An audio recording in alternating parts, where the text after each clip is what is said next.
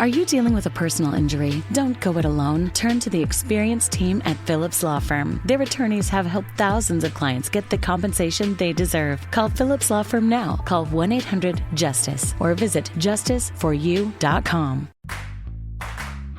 Hey there, everybody. I'm Melvin Robert from the TV show Extra. Every day on our show, we talk to the biggest celebrities and the biggest newsmakers around. We get exclusive details about hookups and breakups, baby news, and the behind-the-scenes info from your favorite TV shows and movies. But we can only fit so much on our show. That's where Extra the Podcast comes in. Listen and follow Extra the Podcast and Odyssey Podcast on the Odyssey app or wherever you get your podcast. What's up? It's your boy, The Ted Smith from The Men's Room. And did you know I have a podcast? Well, I do. The Podcast. New episodes uploaded every Wednesday on the Odyssey app.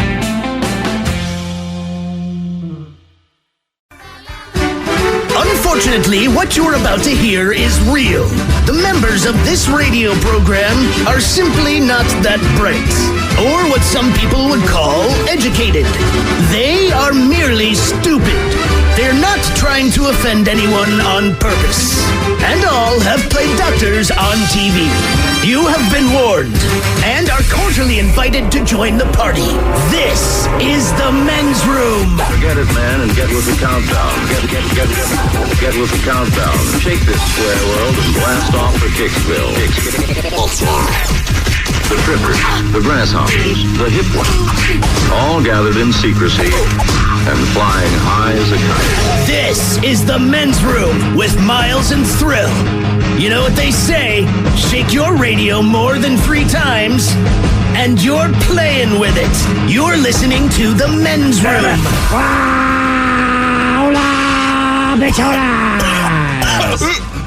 And away we go. Welcome to Season 18, Episode number 3951. Along with Steve the Thrill Hill, the Ted Smith, and Mike Hawk. Montgomery! And you are the Men's Room. On tap today it is a random question. Your guess is as good as mine. Category sports and marriage. We will play Profile This, plus headlines, a Men's Room shot of the day, funable listener emails, and everyone's favorite TV Time with Ted. That clap. Pretty good drum. All right, here we go to California, where neighbor exclaims, your dogs are playing. Except they only have one dog. In San Francisco, robo-taxis will get you home with one hand on the hog. Yeah. Not shocking news, as many Americans just learning that Maine is a state. Ohio Raccoon says this crunchy peanut butter sure does taste great. And a man runs himself over with his truck. Then bonus, DUI. That is all coming on today's very special episode of The Men's Room. And now, here's the question. Hola, bitches. Good day to you and yours. All right, there's an area off the coast of North Carolina called the Graveyard of the Atlantic. And it earned the nickname because of the hundreds of shipwrecks in the area. But over the weekend, authorities thought the name might apply to people after 4 divers disappeared there. The Coast Guard, along with the Navy, they found the divers. And they found them alive this morning. No details on how they survived, but they survived. And let's face it, usually in situations like that, things don't end well. And the same can be said about people who, I don't know, fall off the cliffs at the Grand Canyon. A few months ago, a guy died there when he fell 4,000 feet off the edge of the skywalk. And then over the weekend, a young teen plummeted 100 feet from the north rim of the Grand Canyon. But like the divers before him, he survived. Not only that, he's already been released from the hospital. They expect his ass to be home tomorrow. He has like some scrapes on his head. And it's not just people who need rescuing, of course. Plenty of random animals, they seem to need human assistance when they do something dumb. In Ohio, 2 cops helped a raccoon that had a jar stuck on its head. To get to the point there, the raccoon walked up to them, basically like, please pull this damn jar off of my head. And then they did. Then the raccoon, he pieced out. And then over in England, firefighters, they had a busy weekend, and it had nothing to do with fires. First, it was a deer that became attached to a tree after getting its antlers tangled up in fencing tape. This deer was having a bad day, firemen to the rescue. But after that, they got another call. This time, they had to assist a dog that somehow got its dumb ass stuck in a rabbit hole. Meanwhile, the rabbit was all like, LOL. But these are just some of the stories that we've seen. Stories that left us with many questions. Questions we'd like to ask you in the form of our random question. And this is how it works. You call us, we ask you a question at complete random. And after you share your story, we will share with you the news story that inspired said question. To be a part of the big show, the Random Question call 206-803-ROCK. Like the Men's Room on Facebook, follow us on Twitter and Instagram at Men's Room Live, and send those emails to the Men's Room at KISW.com. For 25 years, Stamps.com has made mailing and shipping easy. All you need is a computer and printer. Imagine mailing and shipping right from your desk, anytime. No traffic, no waiting, no hassle. Plus, Stamps.com gives you discounts up to 84%. Sign up for Stamps.com today. Use code PROGRAM for a 4-week trial, plus postage and a digital scale. That's Stamps.com, code PROGRAM. The debauchery rolls on. You're listening to The Men's Room with Miles and Thrill. 99.9 KISW. All but tell us away we go. Welcome to Season 18, Episode number 3,951. What a large and in charge program we have for you today. Guaranteed future repeat. Future repeat. Exciting return of your guess is as good as mine. Oh, man, do we have some categories for you today. We have the 10 greatest sports of all times. Just sports. Just sports in general. Sports in general. All right. People like to play basketball, baseball, football, hockey, whatever it is. These are the 10 best sports, they say, of all times. The 10 greatest. That we have for you today. They say the secret to a healthy, long-lasting marriage could be laughter, maybe some good sex, or it could be living in a quaint, small town in the middle of nowhere, possibly with abundant maple syrup. There's a new report on marriages, and it says people stay married the longest in the Northeast and the Midwest. So what we have for you is the 10 states where the average length of time that people are married is the longest. All right. Conversely, we have the 10 states where the average length of a marriage is the shortest. Okay, all right. And it's not too far off from what you would believe. Like, an example. If you got married and lived in Nevada, would you think that you would have a longer marriage or a shorter marriage? I think it depends where I live in Nevada. If I'm not in Vegas, I feel like it'd be a longer marriage. Because then you're getting kind of that rural thing where, like, this is your partner for life, man, my ride or die. But I feel like Florida, California, Vegas specifically. What if you're in Montana? Would you say that you have a shorter marriage or a longer marriage? Longer marriage. I'm saying longer. And that's kind of the way that this thing equates. Okay. It kind of comes down the to fewer people that are in the pool, perhaps. Right. And for the most part, people who do not leave where they are.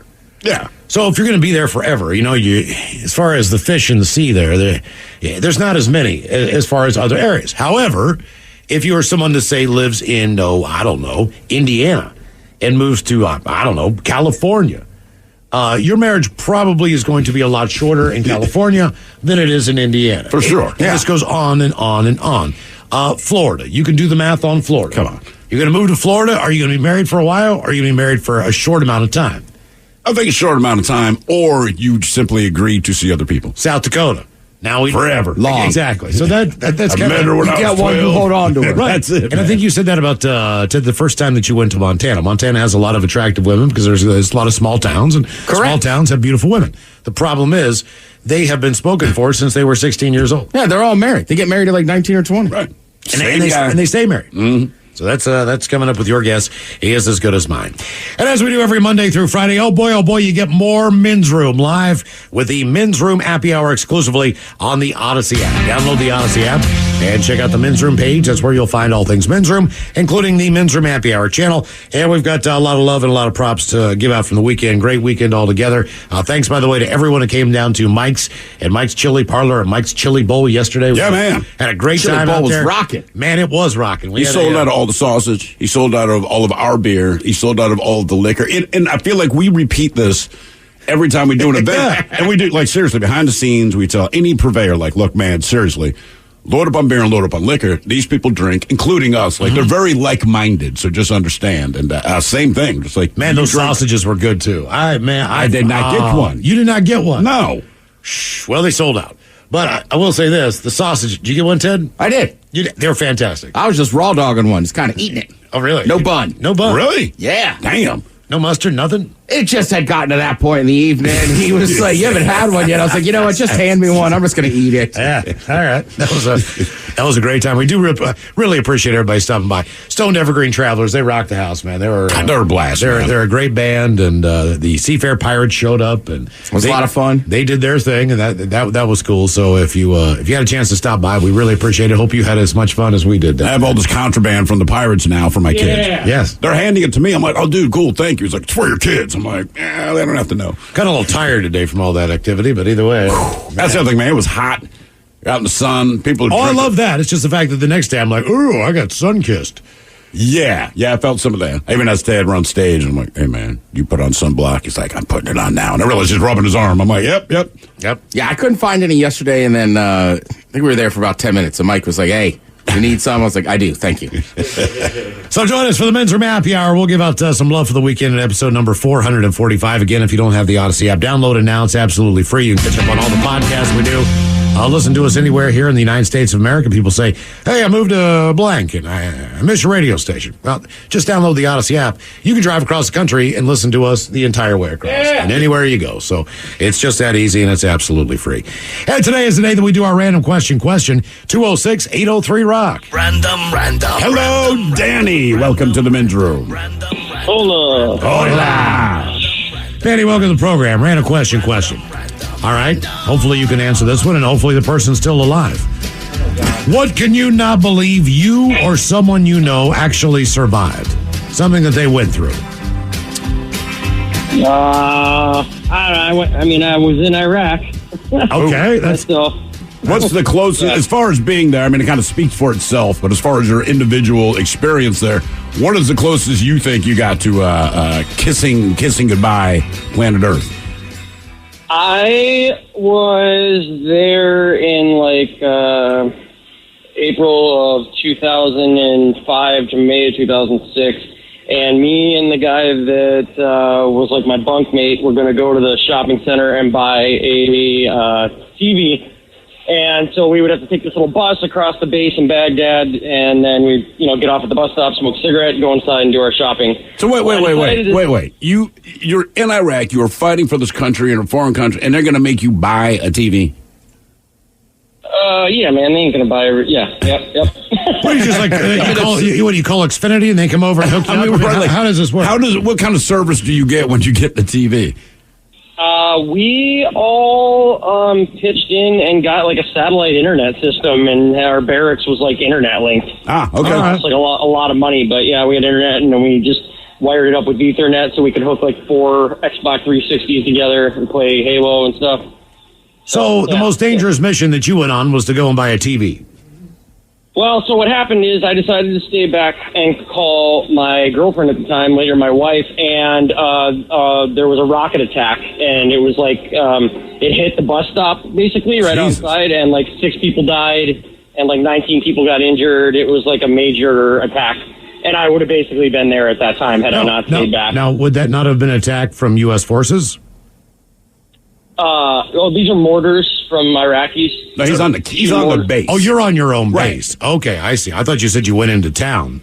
No. Brother, you think he's going to Best Buy Baghdad? I don't know. That's what it sounded like to me. Great deal. We got off the bus. We smoked a cigarette. I figure, you're downtown Baghdad. You're going to Circuit City. I don't know. No. Camp Victory in Iraq had 150,000 people at the height of the thing, and it was basically a city, but it was all like American and British and Australian Army and all that kind of stuff. So it's an annoying question when someone says, "Hey, do you know Bob?" And you said, "Man, there's 150,000 people there." Just say yes. Say yes. I know Bob. He was a great guy. Makes it much easier. So let me ask you this, right? So it's your girlfriend at the time, now your wife. You're gone for about a year or so. When you get back to see her, had anything about her physically changed? Because when they get the hair colored, the hair cut, all these kinds of different things going on. I had known her. I started talking to her again, while I was in Iraq. I had known her since I was 19. She's my ex now, but yeah. Oh, dang. Okay. Hey, did they get the TV with all this going on? We eventually got a TV, but not that day. All right. What was the first thing that you guys watched when you got the TV? Or at least the first thing you got to watch when you got the TV? Man, they sold everything in bootlegs. You could go to the shopping center and get all these bootleg videos. So Vince Vaughn came into town one time to screen Wedding Crashers was basically like, "Oh, I heard you guys all saw it on bootleg already, anyways, but here you go." So I like how the military operates, right? Exactly. It's the military, right? So we got the strict way that we must operate. However, we got bootleg movies, fellas. I mean, hell, we will. Well, you should get all the new releases. Yeah, no kidding. You're overseas. You're not going to be able to go to a movie theater, and you want to watch a new movie. I don't think that's. They're not losing money by giving the military a free reel on a new release. Trust me. It might just be like a timing thing. I'm sure somebody just sent the bootlegs. Yeah. Oh, guaranteed, man. Like, I used to send our buddy copies of our show, and then he would upload them to some network so everybody could listen to them. Oh, cool. I did not know that. Kind of cool. Right. Well, he was at Camp Victory. Oh, yeah? Yeah. Well, the difference is our show's free. So. Wow, thanks. Thanks a lot for this free product you have. Reason we asked, what could you not believe you or someone you know survived? The father of a boy who fell almost 100 feet from the Grand Canyon's North Rim feared the worst when he heard what had happened. But miraculously, teenager Wyatt Kaufman survived. We're just lucky we're bringing our kid home in a car in the front seat instead of a box, his dad, who was home in North Dakota at the time, tells 12 News. Various reports of a 13 or a 14-year-old on a trip to Arizona in the National Monument with his mom when the terrifying incident at Bright Angel Point took place last Tuesday. I was up on the ledge, and I was moving out of the way so other people could take a picture. I squatted down, and when I was holding onto a rock, I only had one hand on it. It was not a good grip. It was kind of pushing me back. I lost my grip and started to fall. Jesus. After that, the first thing he remembers is coming into the helicopter, which dozens of emergency personnel from multiple agencies worked for hours to get him safely into after performing a rope rescue to get him back to the rim. He's already been discharged from the hospital and was expected to be back home by Tuesday. Although beautiful and popular, the Bright Angel Point Trail is also exposed, narrow, and surprisingly steep. Visitors are reminded to stay on designated trails and walkways. Always keep a safe distance if at least 6 feet from the edge of the rim. Yeah, of course. So there's one survival story. Survival story number 2. The Coast Guard has an update on 4 divers who went missing over the weekend off the coast of North Carolina. And fortunately, it's good. The men have been found alive, according to CNN. According to a press release, the Coast Guard received an alert around noon on Sunday. The foursome who'd launched from the pleasure boat Big Bills had not resurfaced. A multi-asset search and rescue effort was initiated, which included help from the U.S. Navy. Rescue crews deployed a search helicopter, a couple of HC-130 Hercules aircraft, and several water vessels. AP notes that the section of the ocean off the Carolinas, very popular diving spot, has hundreds of shipwrecks that have lent the area to its nickname, the Graveyard of the Atlantic. The divers' identities have not been released. I don't know if they got into a situation where they got taken out in a current. It could have been. Listen, there's so very few details about why they went missing. And the boat drifted away from them? And then how they survived. Because typically if you say, look, man, we got 4 divers. They went missing. We reported them missing at noon on Sunday. This is just me personally, not trying to be a pessimist, but I would just assume the worst, right? So the fact that you find them the next morning, and they're all still alive, but they don't explain where they were, how they survived, whatever the case. But good on them, man. Yeah. I thought that had a much worse... yeah, because when you hear divers missing, you just assume they're stuck underwater. Exactly. Something happened bad, like a mechanical failure. Anything, right? Yeah, I cannot believe they pressurization. You think after a while, if you're back up on the surface, you just take the tank off and say, screw it, because it's so heavy? You mean when I'm floating on top? Yeah. Well, not me, man, because it's full of oxygen. I mean, I can take the mask off. Yeah. Probably keep the tank on. If there's any oxygen... Well, if there's oxygen, you're right. But I'm saying once you run out of, oxygen... now I'm getting rid of it. Yeah. Well, wait, do they float? I didn't know. If it floats, no, because then I don't have to put as much effort into treading water. Yeah. If it doesn't float, then that bitch is goodbye. Well, it's got air in it, so hopefully it will float. Hopefully. Hello, Mike. Welcome to the men's room. Hola. Hola. Mike, welcome to the program. Random question. This should be an easy yes/no. Have you ever had sex in a car? Well, yeah. Okay. More than once? Yes. Different vehicles? Yes. Okay, what's the tiniest vehicle that you pulled this off in? Tiniest? Well, this is actually even more funny because I'm pretty sure 2 separate vehicles are the reason why I have 2 kids. So if you have car babies? You got car babies. This one's Mustang right here. That was Bronco. So first kiddo, I'm pretty sure came out of either a Ford F-100 or a Chevy K-15. And then the second kiddo I got would have been an Oldsmobile Bravada. And the smallest vehicle would have been a Chevy Aveo. Now, do you think Chevy Aveo? Now, do you think? Are you like an acrobat or one of these limber ass people or something? Yeah, contortionist. I am 6'1". I talk seats are all the way forward in the front. I am on my knees practically. All right, let me ask you this: Did you impregnate these people because you did not want to mess up your car? Like, this is a really nice. I'm just like, look, man, there's a lot of places. Like, if I have like vinyl seats or leather seats, it's different whether than I have. You didn't have a Gatorade bottle in there. That's what I'm saying. Like,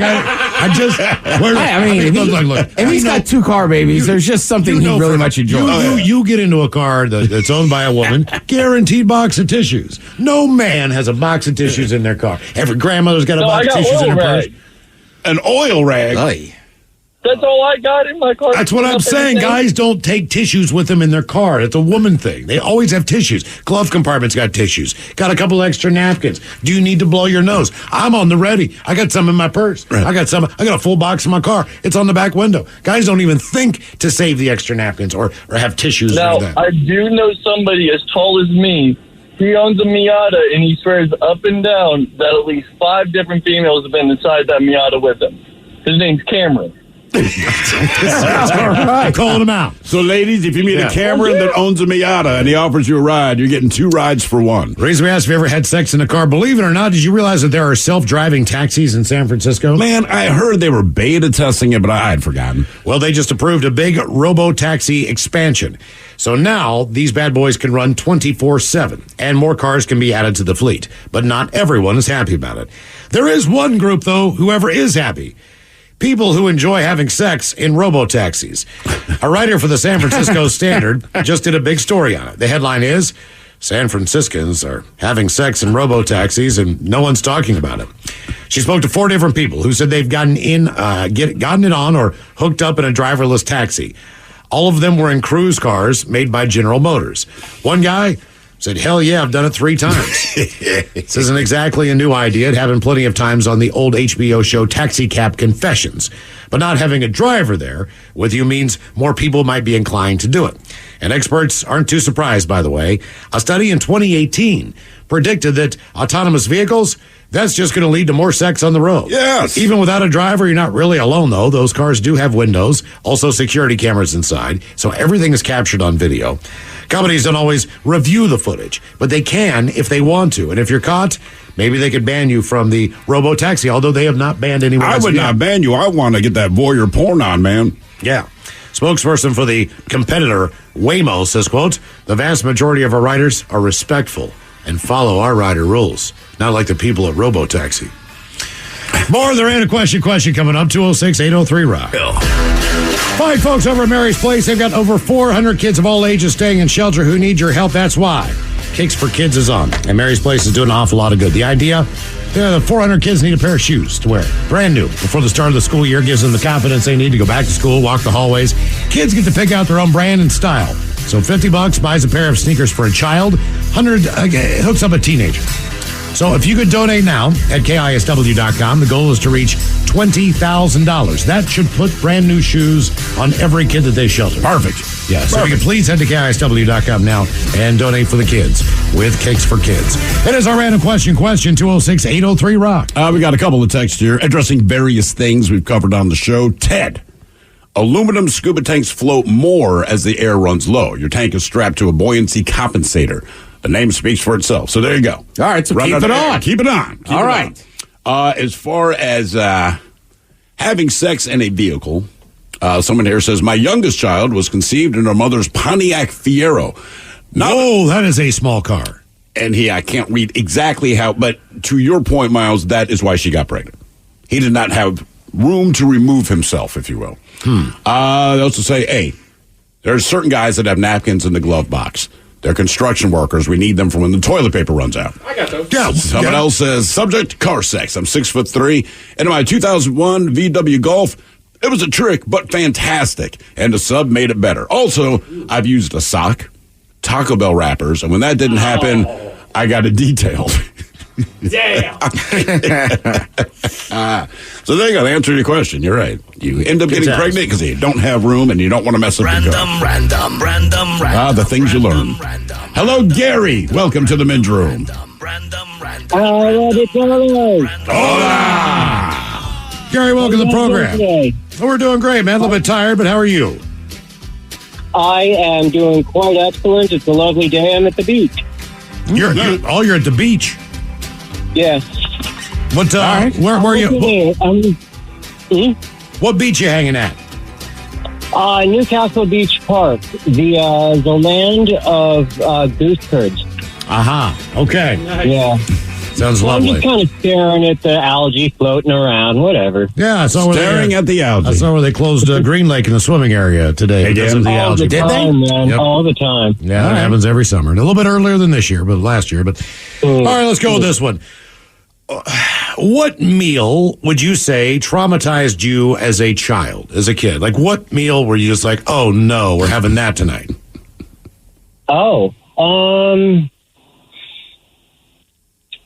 I think it would have to be something in breakfast, like probably pancakes or French toast. What? Like those are the meals that you dreaded?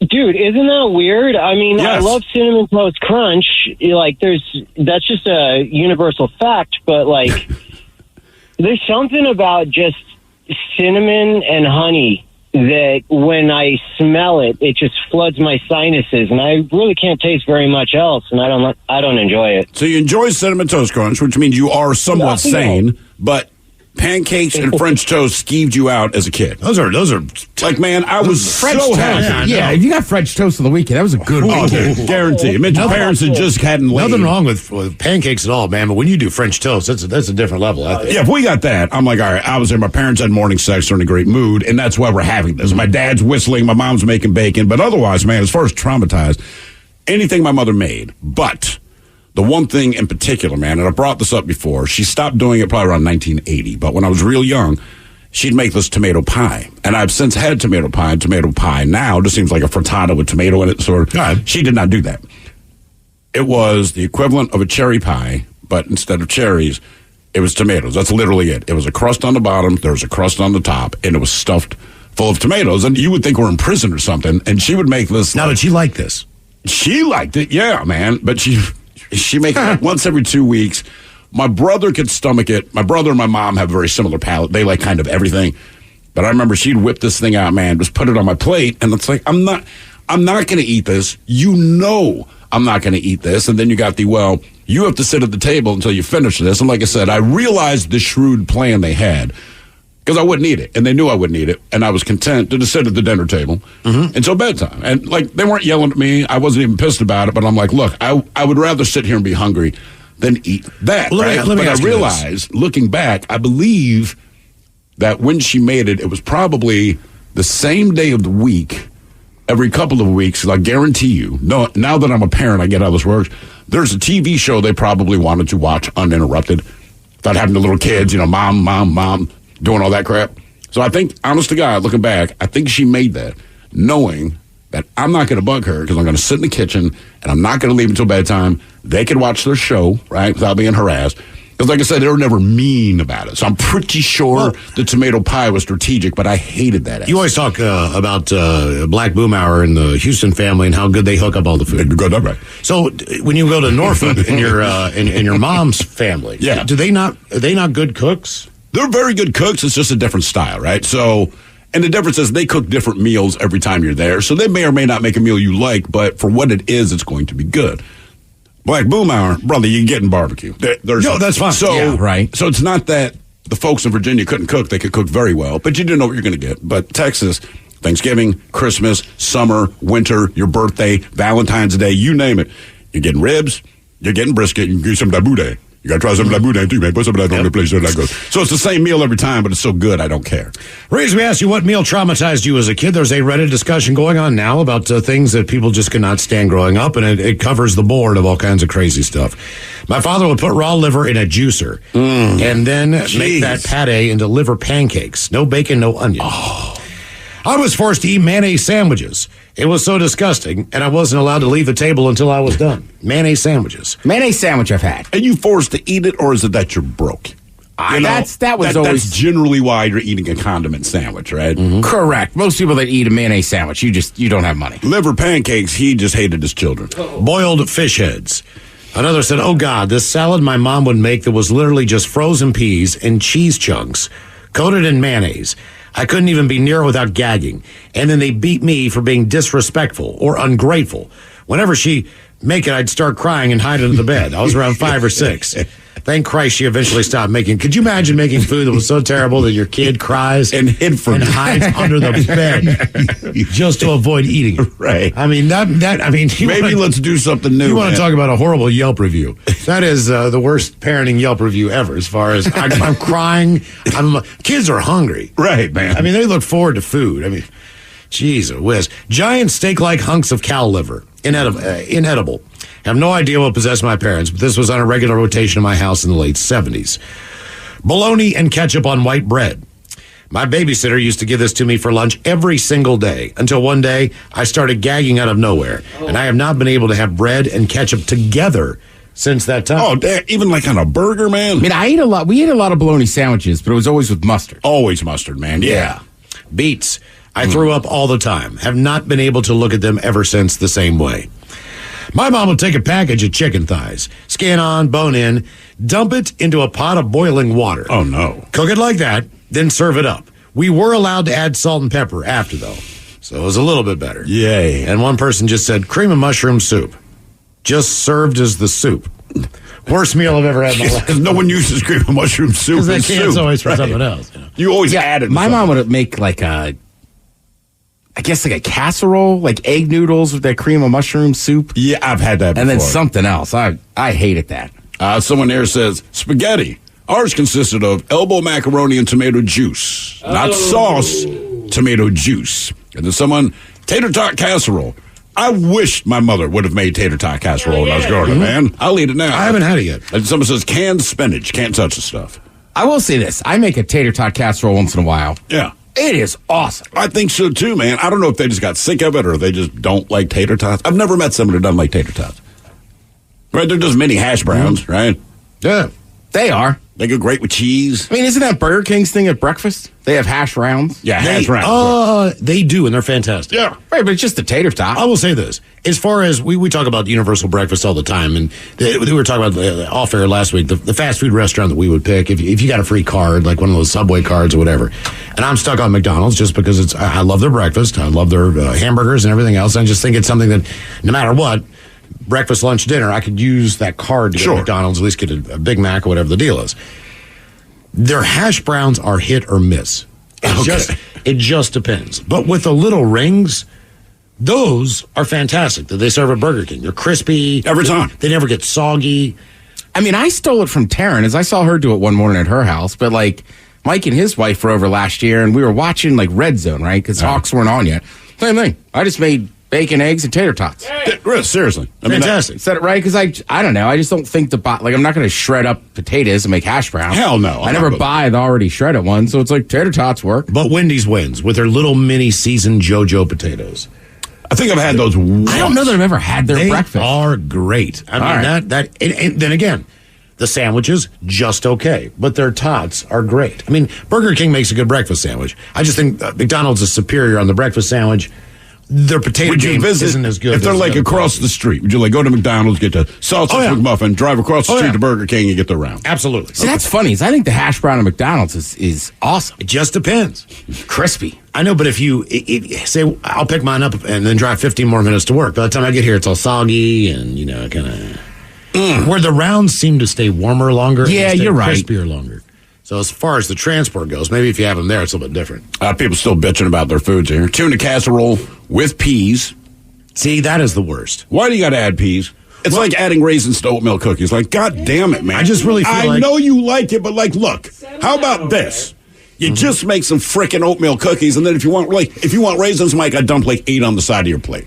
Right? So you can just pop them in your mouth. Like if you want to eat fries with your burger at the same time, they don't put it on the burger for you. They say you knock yourself. That's all. You don't have to ruin it for everybody else by putting your goddamn raisins. You can eat tuna right out of the can. Put some teriyaki in there. I was doing like protein crap back in the day. You just put hot sauce on it. I put hot sauce and you eat it right out of the can. It's fantastic. You make tuna salad with it. It's great. Anytime you cook that canned product, it just tastes like the metallic can. It does. And I don't know what.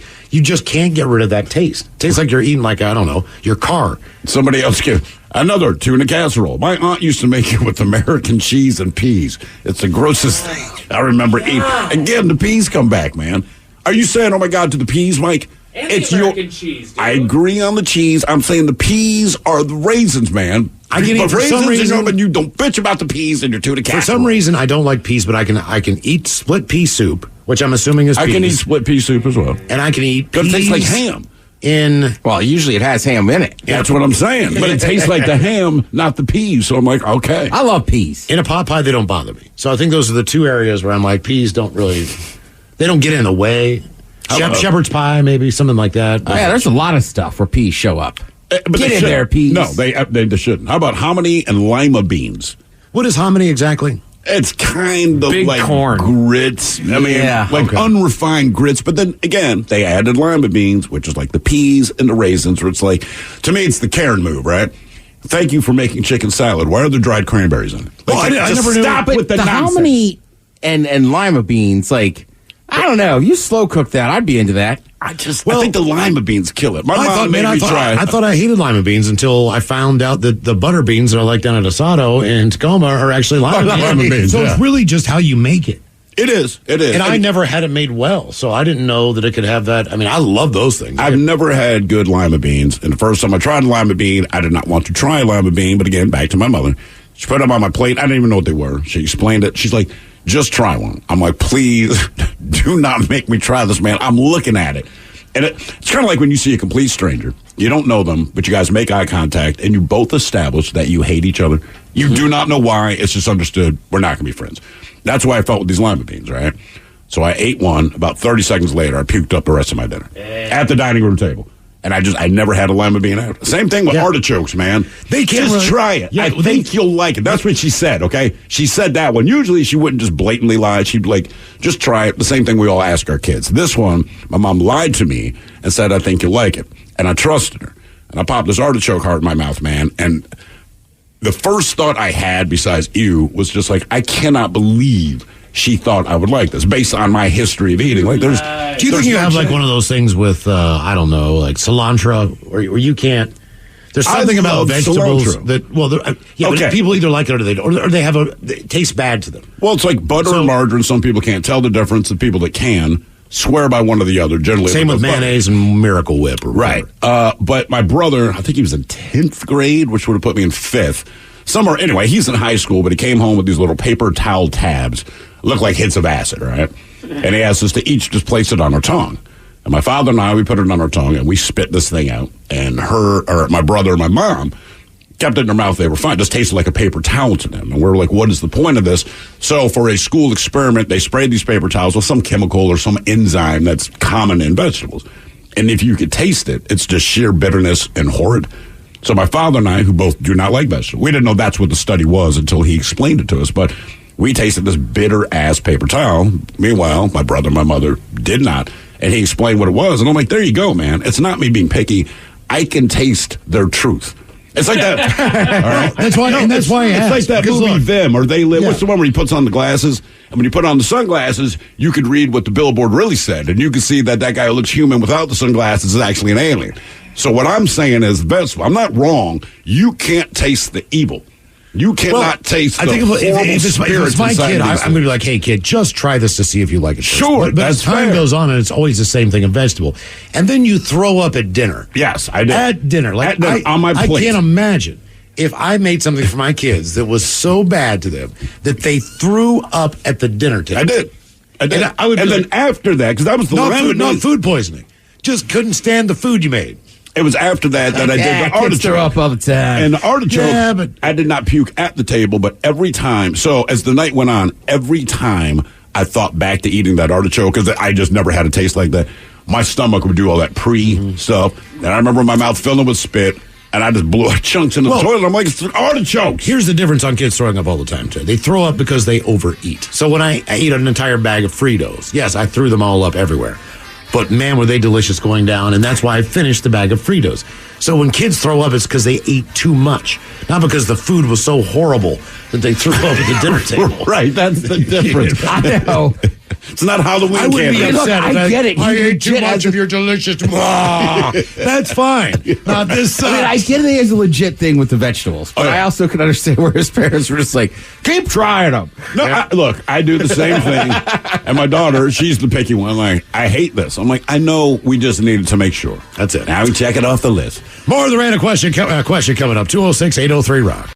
Dealing with an accident and injury claim can be overwhelming. Let Phillips Law Firm fight for you. We understand the pain and suffering, and we're here to guide you through. Call 1-800-JUSTICE today for a free case review, or visit justiceforyou.com and let Phillips Law Firm help you on the road to recovery. Hey there, everybody. I'm Melvin Robert from the TV show Extra. Every day on our show, we talk to the biggest celebrities and the biggest newsmakers around. We get exclusive details about hookups and breakups, baby news, and the behind-the-scenes info from your favorite TV shows and movies. But we can only fit so much on our show. That's where Extra the Podcast comes in. Listen and follow Extra the Podcast and Odyssey Podcast on the Odyssey app or wherever you get your podcast. Hey, it's Mike Hawk. Want more Men's Room content? Follow the Men's Room page of the Odyssey app and check out my live stream, A Moment with Mike Hawk and Nothing in Particular with Steve the Thrill Hill. Going live Thursdays and Fridays at 1 exclusively on the Men's Room page of the Odyssey app. 99.9 KISW. We return to the Men's Room with Miles and Thrill. That is our random question. Question 206-803-ROCK. Just real quick. Subject, food that traumatized me as a kid. My mom made homemade vegetable soup. Now, vegetable soup by itself is already bad, except if you're like Italian wedding soup. That's not what my mom made. She put vegetable stock cabbage, spinach, kale, tomatoes, broccoli, mushrooms, peas, and corn, boiled it in a pot until it was unrecognizable with a little bit of salt, Italian seasoning, and pepper. It was like licking the underside of a gardener's boot. Italian wedding soup, I am a soup guy. I love soup. That is a really overrated soup. I grew up with it. I just don't understand why they keep making it. Instead of, other than like cream of crab or something like that, what's your top soup? Ooh, French onion. That should be the answer. Yeah, French onion that's... If you have it on your menu, I will order it. I don't know. That's got to be it. I mean, I'm not saying that other soups aren't good. Right. I just think that French onion is like, oh my God, man, come on. Yeah.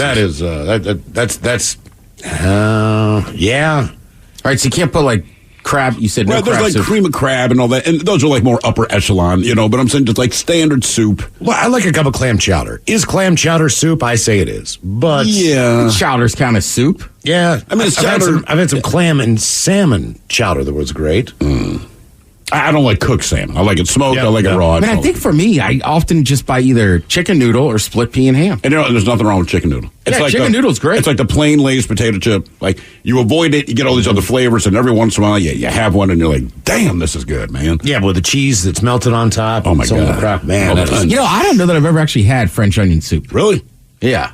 Like in a restaurant, at a steakhouse or nothing? Never. Even if you don't like onions, you might like it because the way they cook them down, it's almost kind of sweet, and it's usually a beef broth, man. It's hearty, it's got cheese in it. Believe it or not, in spite of all of the onions in that soup, it does not taste like onions. I tell you to get it, but if you go to a steakhouse, it's going to ruin your dinner. It is that filthy. Yeah, and I know, but growing up, I didn't like onions, so I was always scared to get it. No, that makes sense. It's French. And then the only onion soup I use now is just to make onion dip. Which is basically the same base of that soup.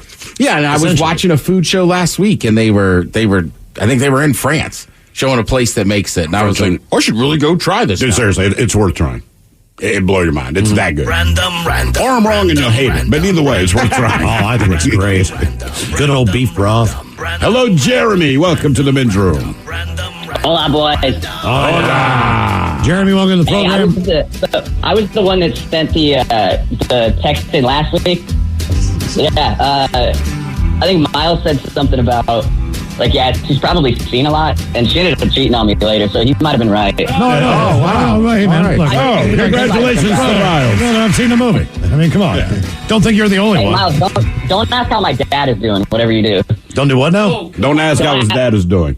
Okay, all right. Sure. I guess I'm sorry to hear he passed on. Yeah, all right, it's all right, dude. Yeah, let's go. Hey, you can move on. Let's go with this question. No big deal. What, this is kind of a hypothetical, but maybe a hard question, but what do you think would be the hardest part of being the opposite sex? Or the best part? So let's just say tomorrow you wake up and you're a woman. What do you think would be either the hardest thing or the best part about being the opposite sex? Resisting me would be the toughest part. I can tell you that right now. And the hardest thing, I can guess that one right out of the gate. So I've thought about this before. Could you imagine being attracted to men? No. Just look at yourself, like, think of just the things that we do, how dumb we are, how just hairy we are.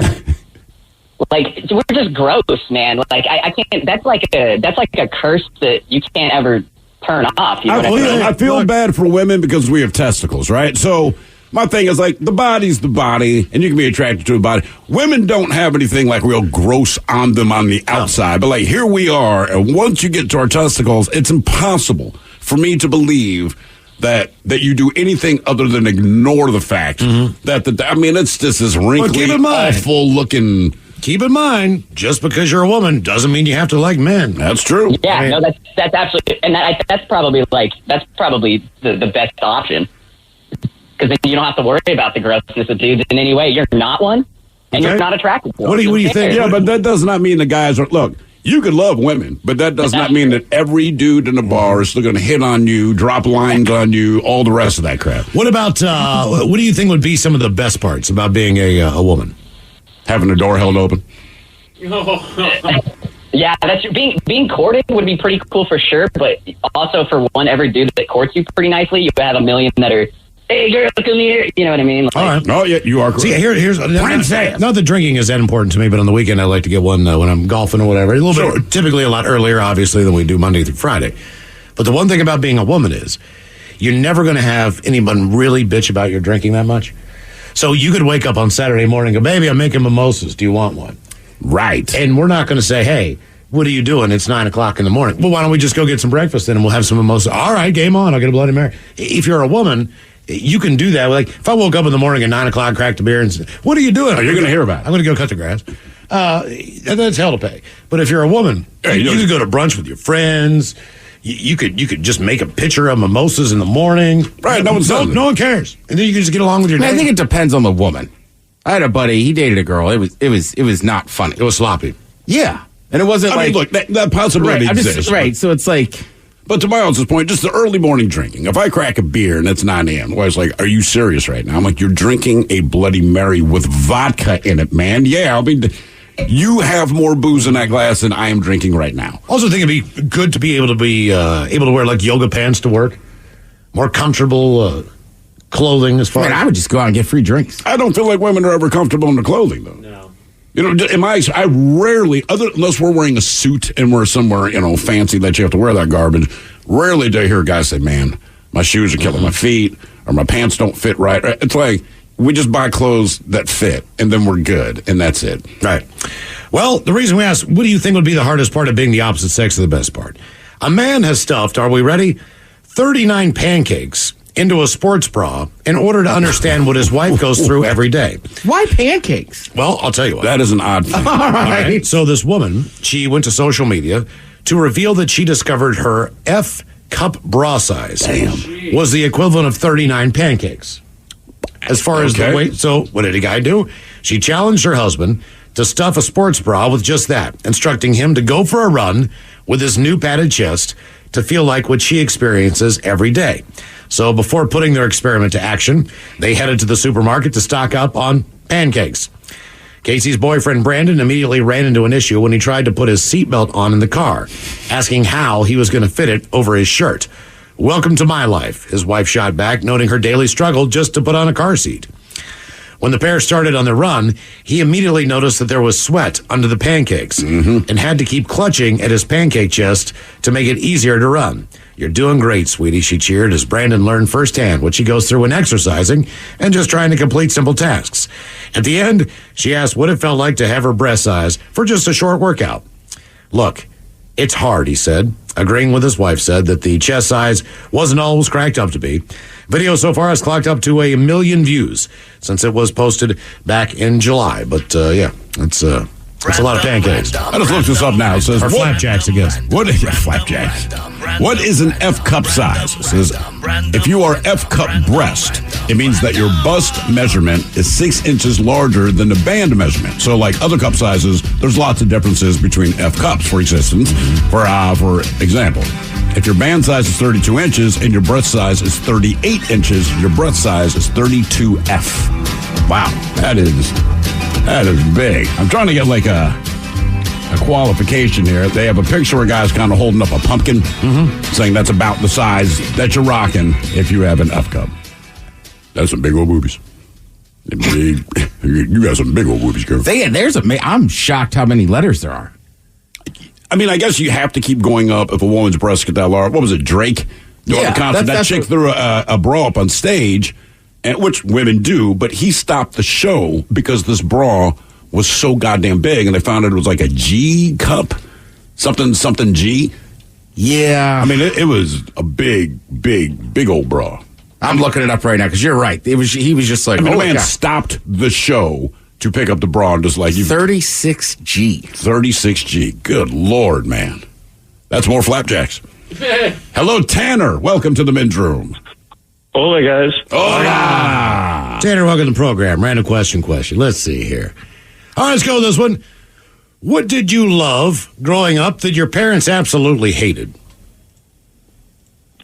I'd probably say I was always like getting in my dad's garage, taking tools out, and I'd be like working on my bike or just working on something in the yard, but then I was always notorious for leaving it in the yard.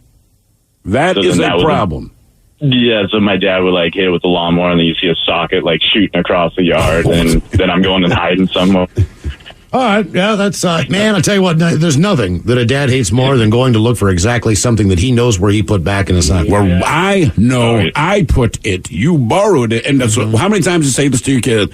Put it back where you found it. If you could do that one simple task, I will be angry less. You are in trouble and less. Let's face it, it was only the things that he used that you rarely use. So if it's a lawnmower, he don't care. Oh, he don't care. If it's a gas can, he doesn't care. If it's a weed eater, he doesn't care. Because you're doing leaf blower, he don't care. Shovel for snow, he don't care. Right. But when he's looking for that specific thing that he needs, that he uses, man, the socket wrench. Then what the hell did you do with my socket wrench? Yeah. I know you're working on your bike, but your parents didn't hate anything like the music you like. A lot of parents don't like the music the kids like, but did they have any problem with the music that you listen to?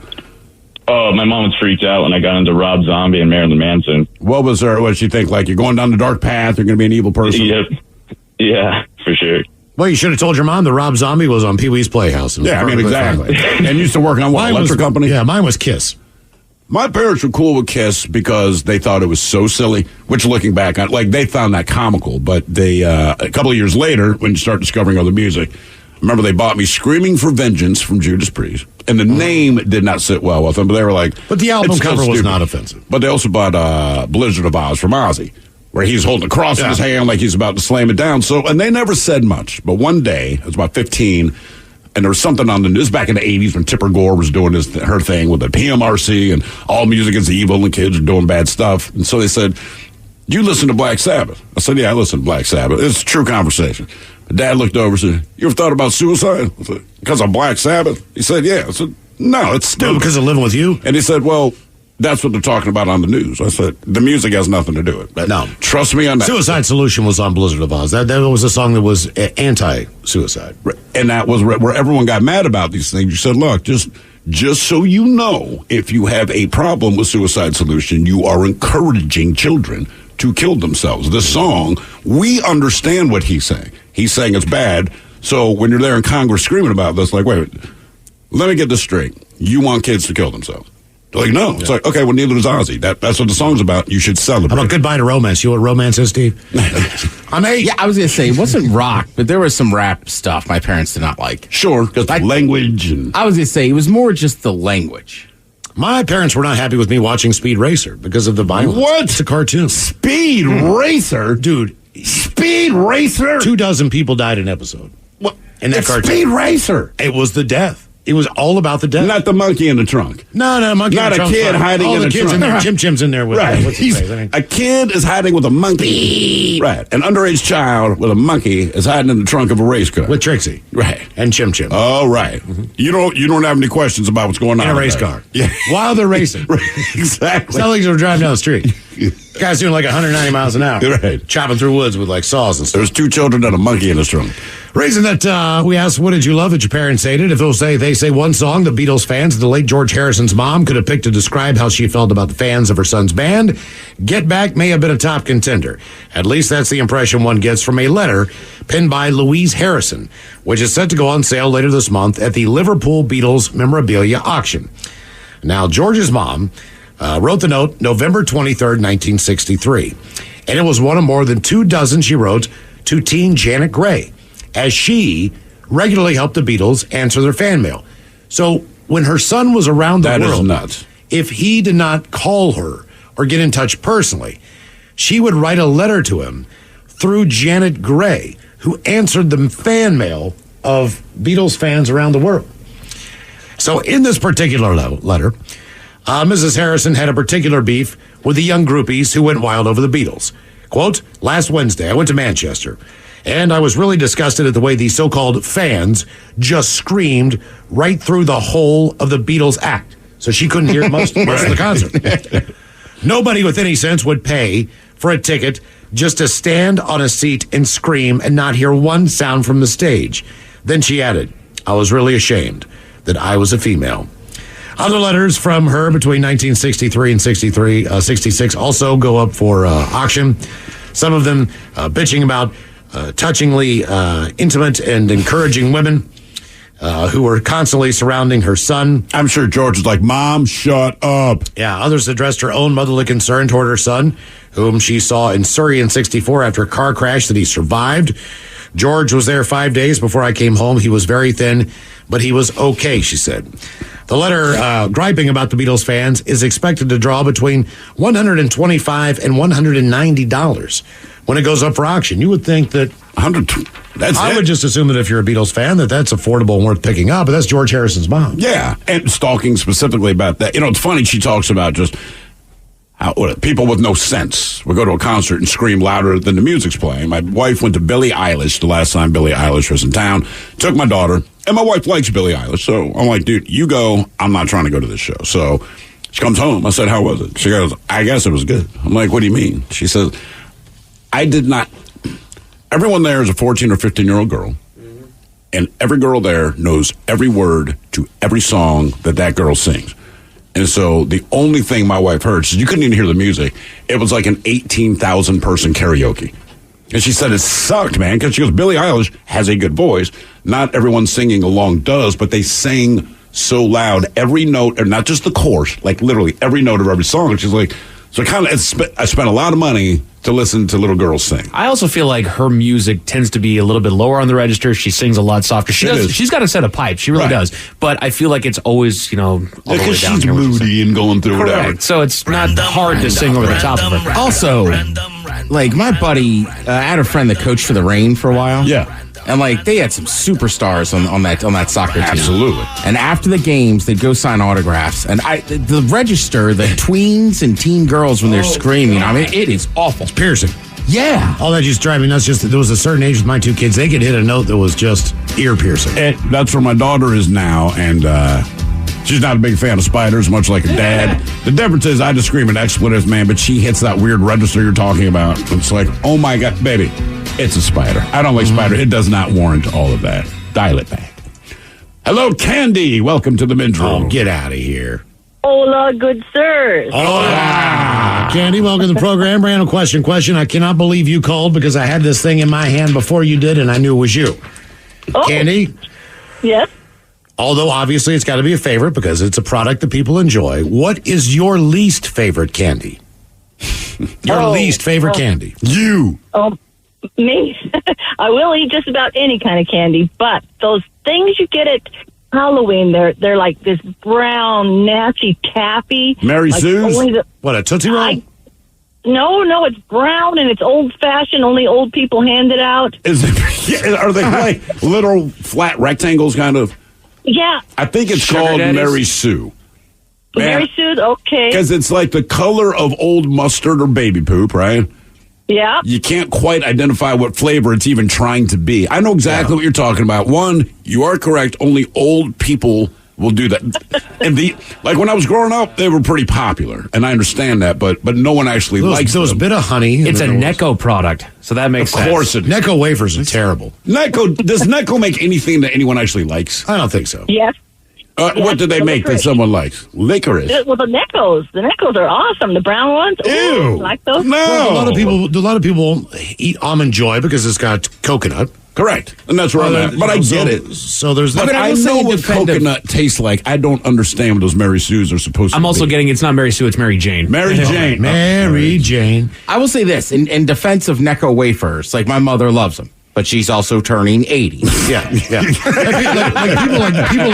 People like mint chocolate chip ice cream. One of their favorite ice creams, but they don't like York peppermint patties.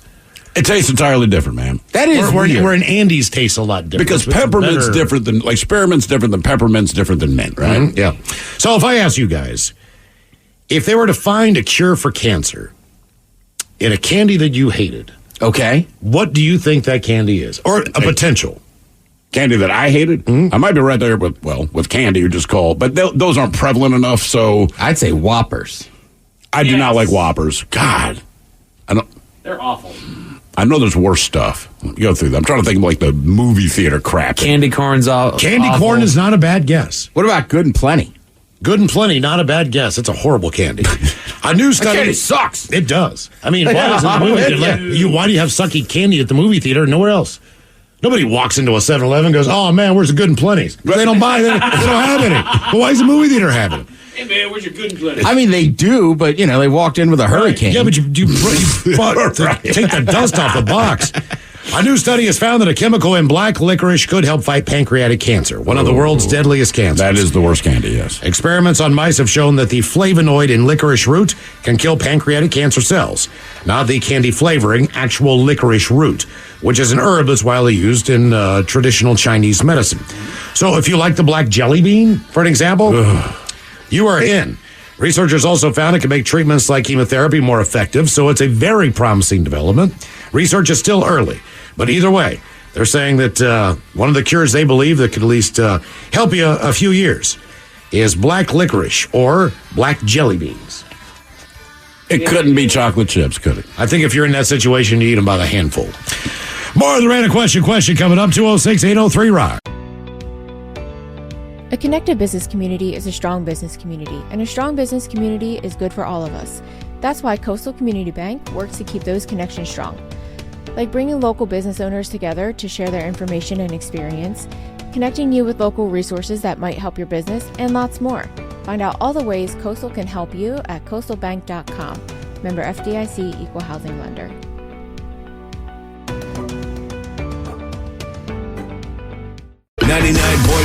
KISW.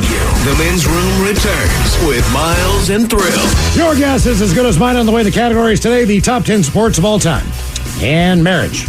Whether you're living in a good state for the length of your marriage or the state with the shortest marriage lifespan. That's the categories coming up with your guess is as good as mine. In the meantime, it is our random question, 206-803-ROCK. Hello, Austin. Welcome to the Men's Room. Hola, bichola. Hola. Austin, welcome to the program. And random question. Let's go with this one. What would you say is the weirdest lie you were told as a kid from an adult? Whether that be a parent, relative, uncle, babysitter. What's the weirdest lie you were told as a kid? Definitely sitting too close to the TV, playing video games will, cross-eyed or make you go blind or whatever they said. I agree now, do with you that think they believe that, or do you think they're straight up lying? No, they were lying. They were lying. I mean, it's hard to know, because I want to say the old school TVs, I think right? they believed that. Yeah. I really do. I don't think they had any evidence or any scientific proof. It was just something that was passed on. And once people found that out, they told everybody. Basically, they didn't want you sitting in front of the television because half the time the television was on the floor because it was one of those. And you're blocking the view. It was one of those family. But also, when I want to say when TVs first came out, like the cathode rays, whatever it was, whatever the tech was, they did not want you too close to it. The problem is, even when technology updates, they don't necessarily share that information. So in the original TV, you're told, hey man, don't sit too close to that. You go, okay. And this is beaten into your parents' heads. Then generations later, where TVs are, they're still like, it's one thing to say don't sit too close to the TV because your goddamn head's in the way, but it's another thing because you're going to get radiation poisoning in your eyeballs. Also, video game consoles, if you did not turn them off or switch them off when you were done, they would imprint or burn that image onto the screen. And that was true with Pong. Oh, we saw that, yeah. The early Atari, the first version of their video game for home, that was, in fact, true. I'm not sure so much about the 2600, but I know that our ColecoVision did it because my dad about ripped my brother and I to pieces. Dads were adamant about you turn that thing off and you switch it back to TV when you are done. Because if that burns something in this TV, I'm going to kill you. That's right. And they weren't kidding. No. I mean, they were not joking. Also, the screens of those TVs were not exactly big, so it kind of made it easier for everybody just to kind of lean in there and make sure that they got close. And I don't know, Miles, you might remember this. Ted, you might remember this. I don't know how the tech went by the time you started watching TV, but a couple of things. One, when you turned the TV on, it took 2 minutes for the screen to appear. So if you want to watch a show at 8 o'clock, prime time, you turned on your TV by 7:58. Otherwise, you're going to miss the beginning. But the other thing is when you turned it off, that big static bubble that formed around it. Boom. And if you had one of those low TVs, like you were saying, Miles, with a big-ass console around it, you could physically watch pieces of carpet rise off the ground and stick to the screen. Oh, yeah, man. My grandfather was an electric engineer. He was also a structural engineer. He had like 5 engineering degrees. He worked for the federal government, blah, blah, blah, blah, blah, and all kinds of things. I do remember going to his place at one point in time. One of the tubes had busted on his television. So everything essentially was then green and white. Correct. Yeah. Everything you watched was green and white. That was all right. Those are the colors that showed up. Now, this guy has the power to go in there and obviously exchange the tube and put a new one in. Sure. I go there 6 months later. It's still a green and white television with the aspect of don't keep your video game onto it, because I would bring it with me because they were easy to carry and hook up. Yeah. Don't leave that on. You're going to fry the screen. Well, it's green and white, Granddad. What the hell's the difference? Well, I'm going to fix that one day. One day. But he never did. It was always green and white. You just go, nobody know which one. Football, television shows, Disney on Sunday nights. It's green and white. Every single thing I watched was green and white for about 2 or 3 years. That's when you knew it's time to get a new TV. We got a new TV. Right. We got a color TV, but I remember my mom had like a small one in the kitchen that was still black and white. Yeah, we had I remember when we got our first color TV. Big deal, put it in the living room. My parents then took the black and white TV, and that was in their bedroom. And then one day, Ted, when I got old enough, I got that black and white TV. To be noted, by then, everything was in color, so it kind of sucked. Wow, but, Zenith, thanks. The reason we asked what's the weirdest lie you were told as a kid, one of the great privileges of being a parent is getting to decide how and when to mess with your child. So someone asked people to name the most ridiculous lies they were told as a kid. Oh, here's one, real good from the text that says, that'll get pulled over if the map light is on in the car at night. Therefore, no Game Boy on the way home. Driving with a dome light on is illegal. Oh, there you go. Made the list. Gum stays in your stomach for 7 years. Yeah. Some are much weirder. So here's some of the more weird ones. Babies eventually lose their baby arms, and then their adult arms grow in. What? That's terrifying. That's messing with I your would child. never tell my kid that. 11 months out of the year, do you know where the Easter Bunny lives? North Pole. Australia. Easter Island. Oh, that makes sense. Makes sense. The reason some men, pierce their ears is why? Because they're pirates. In case they ever want to become a pirate. That is correct. Yes. That knowing algebra will come in handy someday. Also, the math teacher just said you always want to have a calculator in your pocket if you can.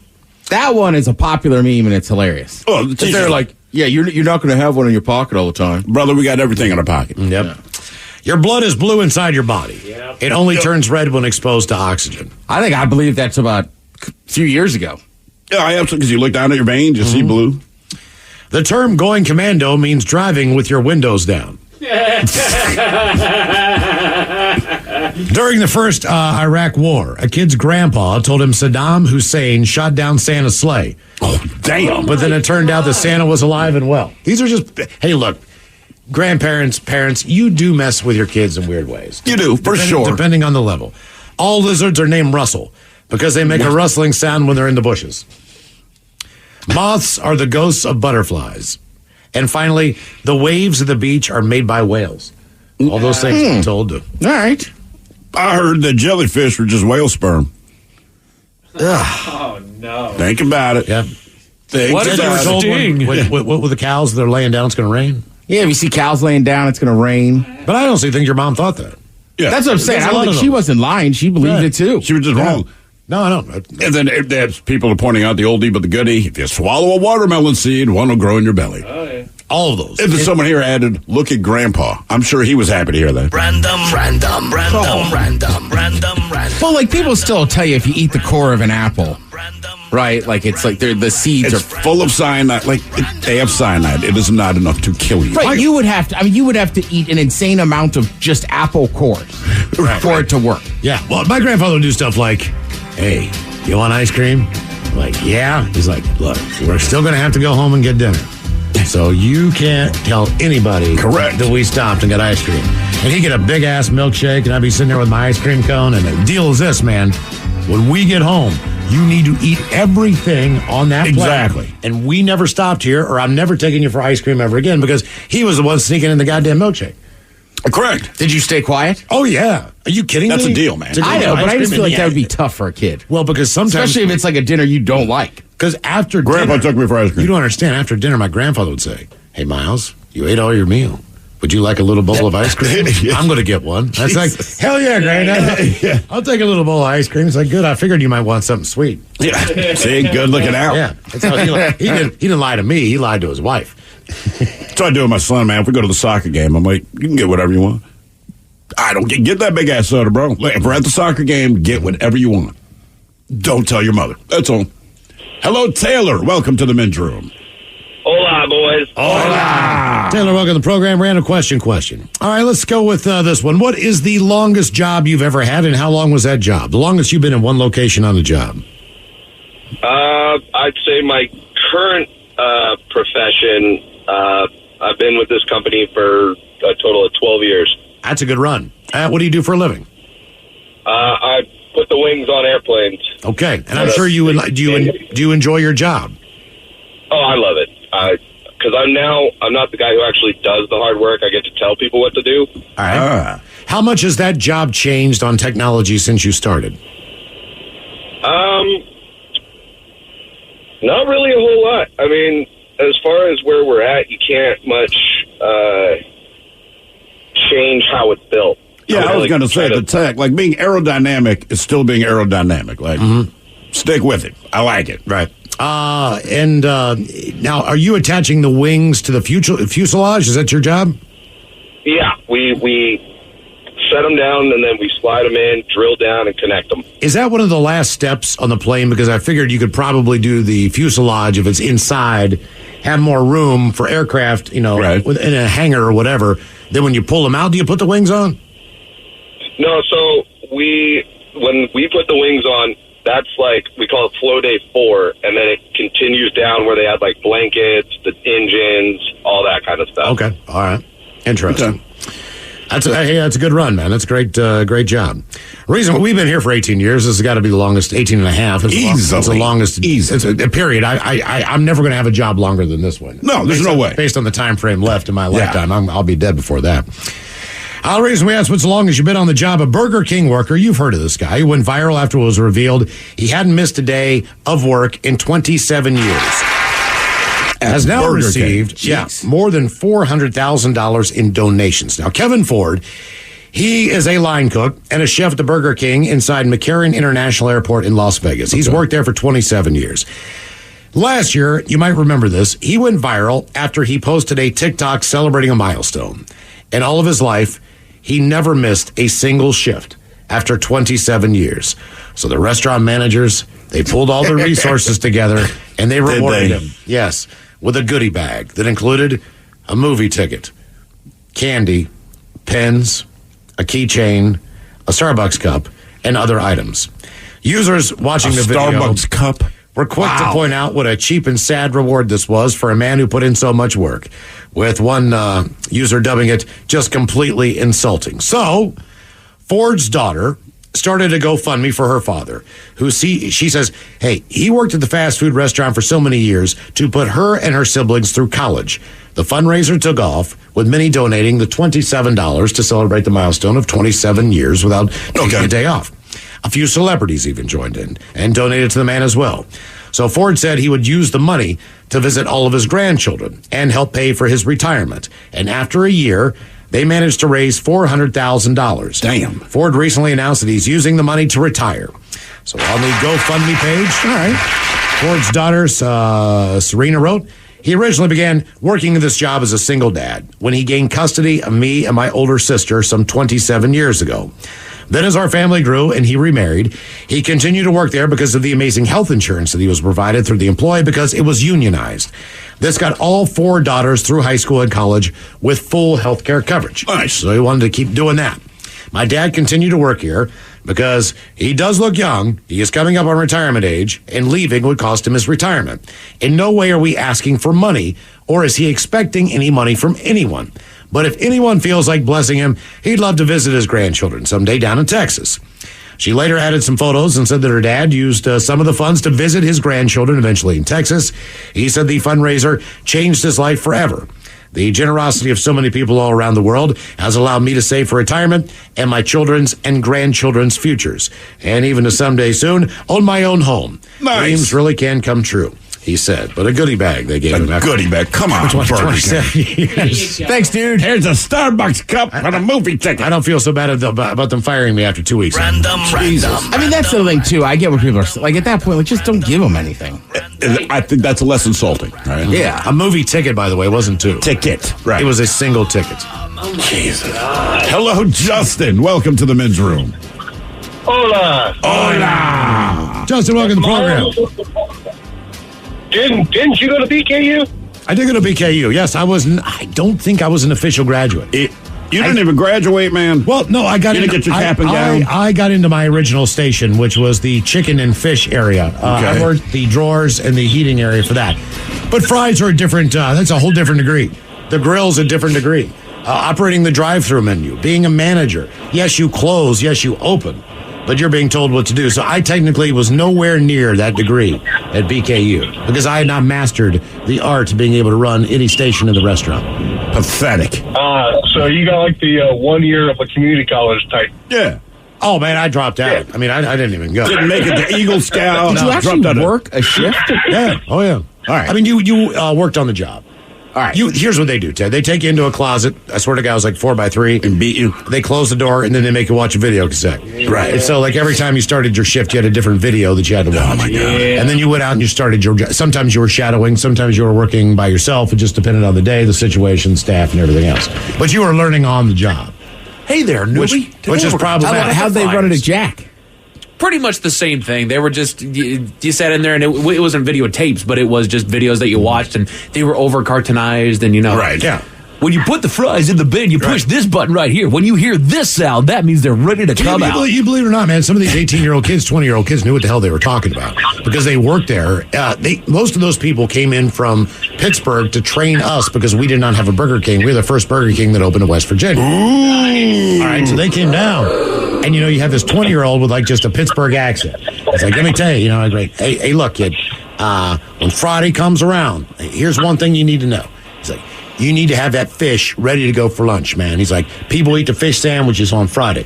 So you better have that drawer full of fish. Got to. Yeah, so all these different things, like chicken strips, bigger on Mondays and Wednesdays. He knew everything about the fish and chicken part of his job. You got him, chick? Yeah. Sunday, always fish. More fish than you normally think you need. Whatever the deal was, religious purposes.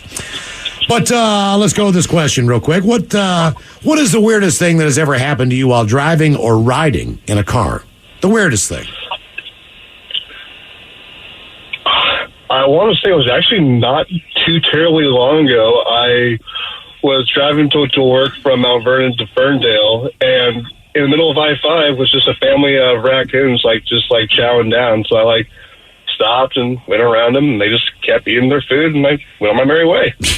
All right, that is pretty weird. A little strange. Mm-hmm. Yeah. I think the weirdest thing I've ever seen riding in a car was my buddy's car that he jumped over the bridge and into the lake. We were driving a baseball game one day, and I'm in the back seat. I look over and I was like, hey, Craig, there's a tire rolling past us. And he's like, there's a tire? I'm like, dude, there's a tire rolling past. It is passing us on the highway. And he looks in his rearview mirror. He's like, oh, my God. And all of a sudden, our car just leans back. Goes the tire goes underneath my ass. Here's the problem. We still have to go to the baseball game. The tire, we went and we fetched. Now I'm combing a highway for 3 lug nuts because that's all he had. Right. So finding like 3. 2, well, that's all he had. So to find 2 just to get the tire back on there, which got us to the baseball game, that was a good thing. But the reason we asked, there was a road rage incident in Texas last Friday, which allegedly started because a guy was distracted by his phone and was swerving all over the place. He also didn't notice when a red light turned green, so the guy was kind of honking like, buddy, let's go. That made the guy mad when he was honking at him at the green light. So the distracted guy then starts throwing objects at the other vehicle. The 2 vehicles stopped, and the distracted guy got out of the car with a can of white spray paint and started spraying it all over the guy's car and then all over the guy's face when he got out of the car. Man. That's when the other guy spray painted the distracted guy's face as well. Now, when the police showed up, both guys, their faces were painted white. We are assuming the second guy wrestled the can away from the first guy, and he didn't have his own white spray paint in his car. He took his and then sprayed him all over the face. The distracted driver, the one who initiated the spray painting, he was arrested and charged with felony criminal mischief. Both guys were photographed. They have spray paint all over their shirts, all over their necks, all over their face and their hair. They look identical. They both got each other pretty well, but good times. That's kind of funny, though. It is. All right, your guess is as good as mine on the way. The categories are the 10 best sports of all time and marriage, along with your emails to the men's room at KISW.com next. Have you or a loved one been injured in an accident? Are you struggling to recover fair compensation? Look no further. At Phillips Law Firm, the experienced personal injury attorneys will fight for your rights and get you the justice and compensation you deserve. They handle a wide range of cases, including car accidents, slip and falls, medical malpractice, and workplace injuries. Justice is a phone call away, so don't wait. Call today for a free case review. Call 1-800-JUSTICE or visit justiceforyou.com. Hey there, everybody. I'm Melvin Robert from the TV show Extra. Every day on our show, we talk to the biggest celebrities and the biggest newsmakers around. We get exclusive details about hookups and breakups, baby news, and the behind-the-scenes info from your favorite TV shows and movies. But we can only fit so much on our show. That's where Extra the podcast comes in. Listen and follow Extra the Podcast and Odyssey Podcast on the Odyssey app or wherever you get your podcast. What's up? It's your boy, the Ted Smith from the men's room. And did you know I have a podcast? Well, I do. The Podcast. New episodes uploaded every Wednesday on the Odyssey app.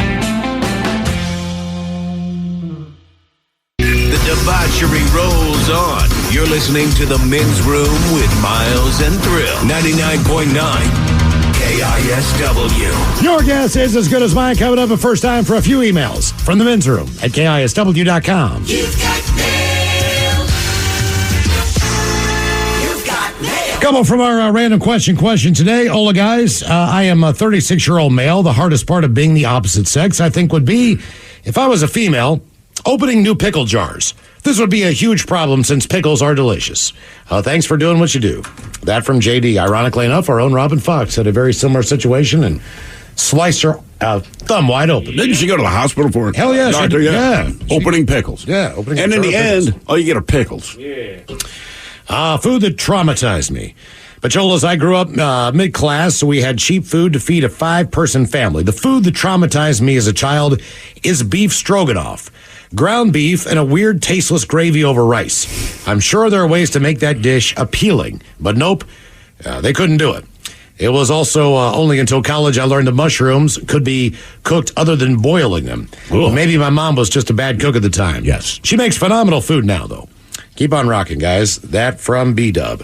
As we move on to the birthdays. Guys, want to give our nephew a shout-out for his 33rd birthday. Loves your show. How about the Dirty Germans talking about getting laid in your 30s? And some fish sandwiches from your Uncle Vin and Aunt Myrrh. 2 Oregon fish sandwich. A fillet of fish sandwich. Yeah, the best thing about having sex in your 30s is quite the same as it was getting it in your 20s.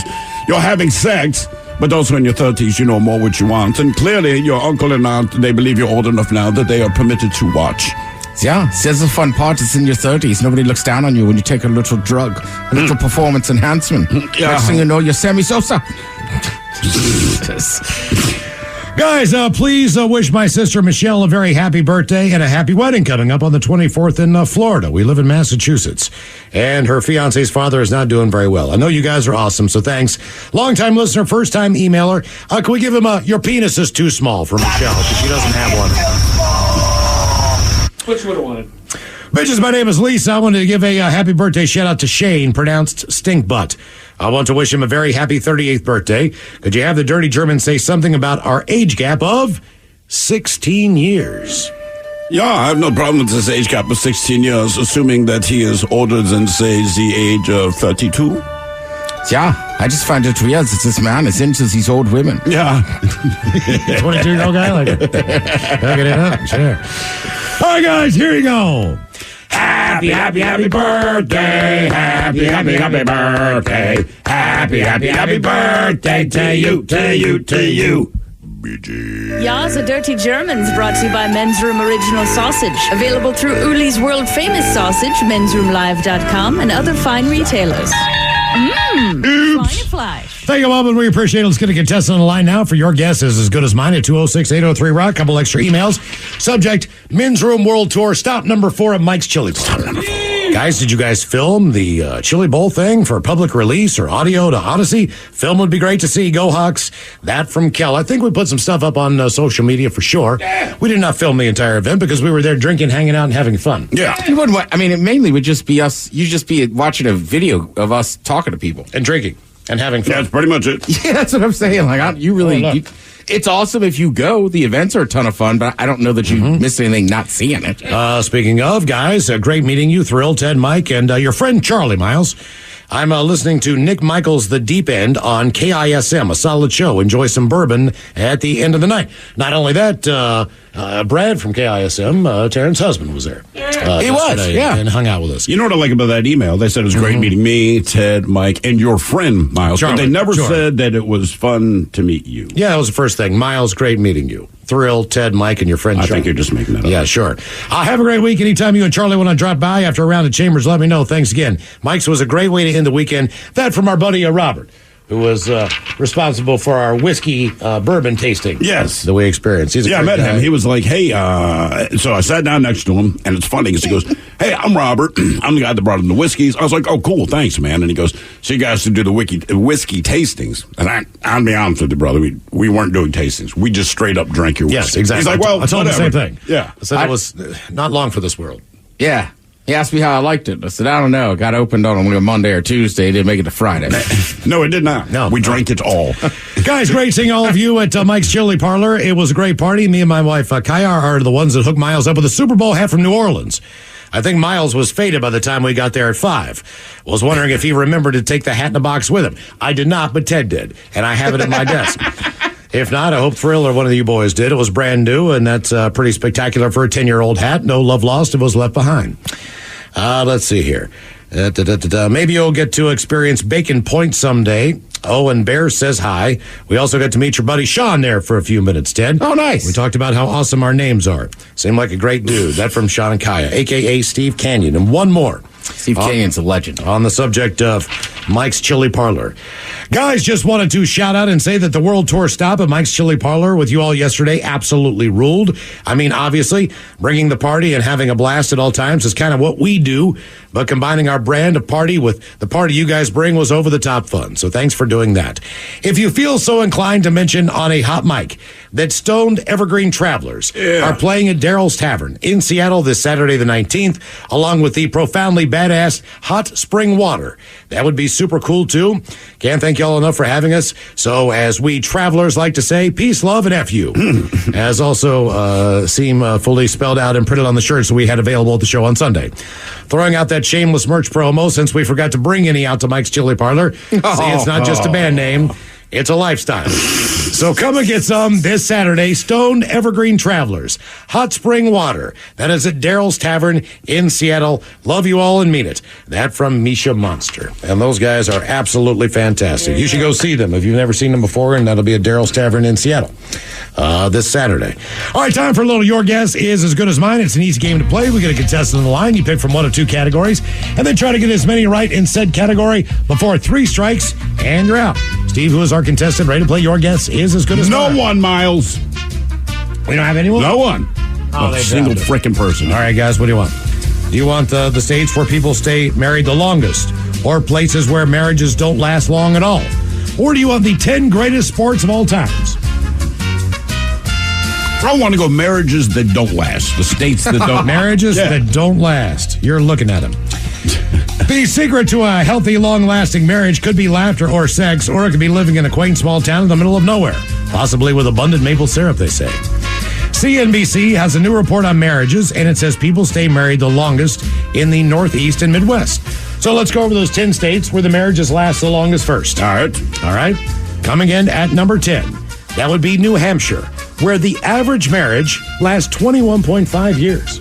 Too cold to be single. That is a long time. She just wants someone to snuggle in bed. Right. Maine at 9, 21.8 years. Along with Pennsylvania and South Dakota, both at 21.8 years. Iowa, 22 years. The average length of a marriage. That's impressive. Same with Michigan at number 5, 22 years. Montana at number 4 at 22.1 years. Vermont at number 3 at 22.4 years. Wisconsin, the median marriage lasts 22.5 years. And the number 1 place, if you want your marriage to last, believe it or not, West Virginia, where the median marriage lasts 22.6 years. Look at you go. But that is not what you guys were looking for. You guys were looking for the states where marriage lasts the shortest. Only 45% of the population there has even tied the knot. Okay, all right. So, you guys know how the game is played. Try to get as many right in said category before 3 strikes and you're out. All right, so these are the states that marriages don't last long. Yeah. The shortest states for marriage. I'm going to guess California. California. Let's take a look. Not on the list. Really? How about Virginia? Virginia. Not on the list. All right. We're already at 2 strikes. All right, hang on. The shortest. I mean, Florida was talked about. Yeah. I'm thinking Florida. I like Florida. Because I think a lot of people there have been married a long time, but they came from somewhere How about else. this? You often have a shorter marriage the earlier that you are married. So think of a state. So like Utah, maybe? Ooh, that would be a good guess. Utah is number 5. Really? Yep. 18 years. Also the state where people get married the youngest. The median age of a first marriage in Utah is 26 years old. Oh, that's actually older than I would have guessed. Okay. But that's the average, which means there's a lot of people get married a whole lot younger to make 26 the average. Just for the hell of it, how about Kentucky? Kentucky. Actually, they do pretty well.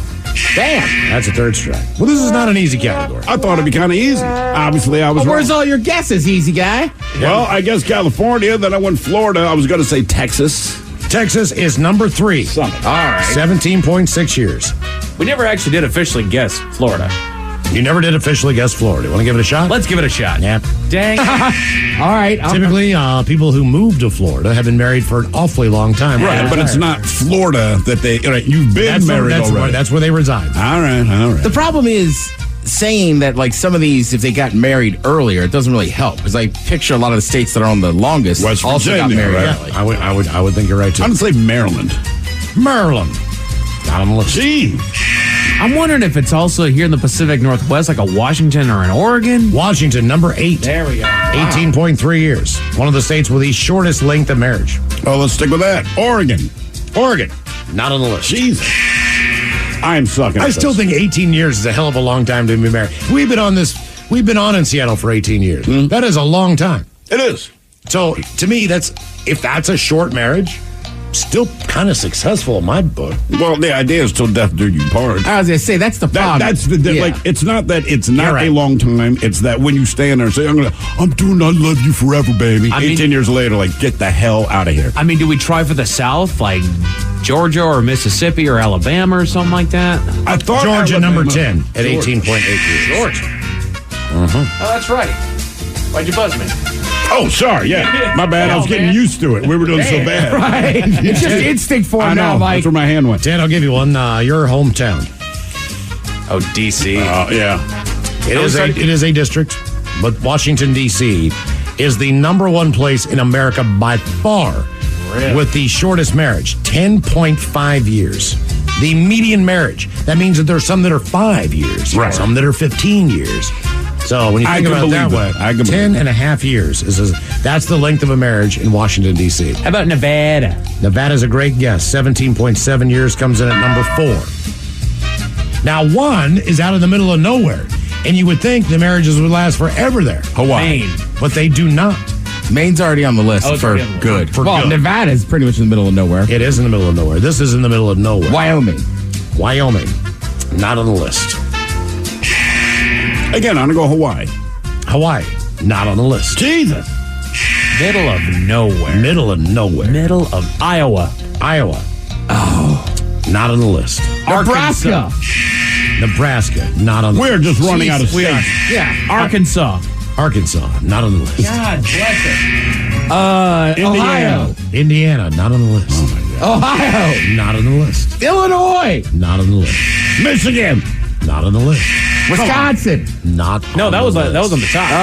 Well, I'm just yelling states. Right. now. Keep yelling. I don't know how we keep missing. Not on the list. Missouri. Not on the list. Alabama. Not on the list. Oh, heavens. Alaska. Alaska, middle of nowhere, number 2. All right. 16.8 years. You've got the top 4. Washington, God, we D.C., suck. Alaska, Texas, Nevada, and Utah. There are 3 states that remain. Arizona. Not on the list. Son of a He's a whiz. Colorado. Colorado's number 6, 18.2 years. I'm nailing this. Yeah. Crushing it, Mike. What is a neighboring state of Washington? Idaho, number 9 at 18.6 years. And you guys will never guess it. But number 7, Oklahoma, 18.2 years. I was going to say it only because it's next to Texas. Exactly. Right. But they do say overall marriages are much more successful, believe it or not, than they were 20 years ago. However, there are fewer. So just keep that in mind. So here are your results of the states with the shortest marriages. Georgia at 10, Idaho at 9, Washington State comes in at 8 at 18.3 years, followed by Oklahoma at 7, 6 is Colorado, Utah 5, Nevada 4, Texas is at 3, 2 is Alaska, and the shortest place in the United States. That would be Washington, D.C., where the median marriage lasts 10.5 years. And there you go. On your guess is as We good as suck mine. at that game. It's not an easy category. I thought it'd be much easier than it was. Yeah. Coming up, we'll drink and toast with a shot of the day. You are listening to The Men's Room. A connected business community is a strong business community, and a strong business community is good for all of us. That's why Coastal Community Bank works to keep those connections strong. Like bringing local business owners together to share their information and experience, connecting you with local resources that might help your business, and lots more. Find out all the ways Coastal can help you at coastalbank.com. Member FDIC, Equal Housing Lender.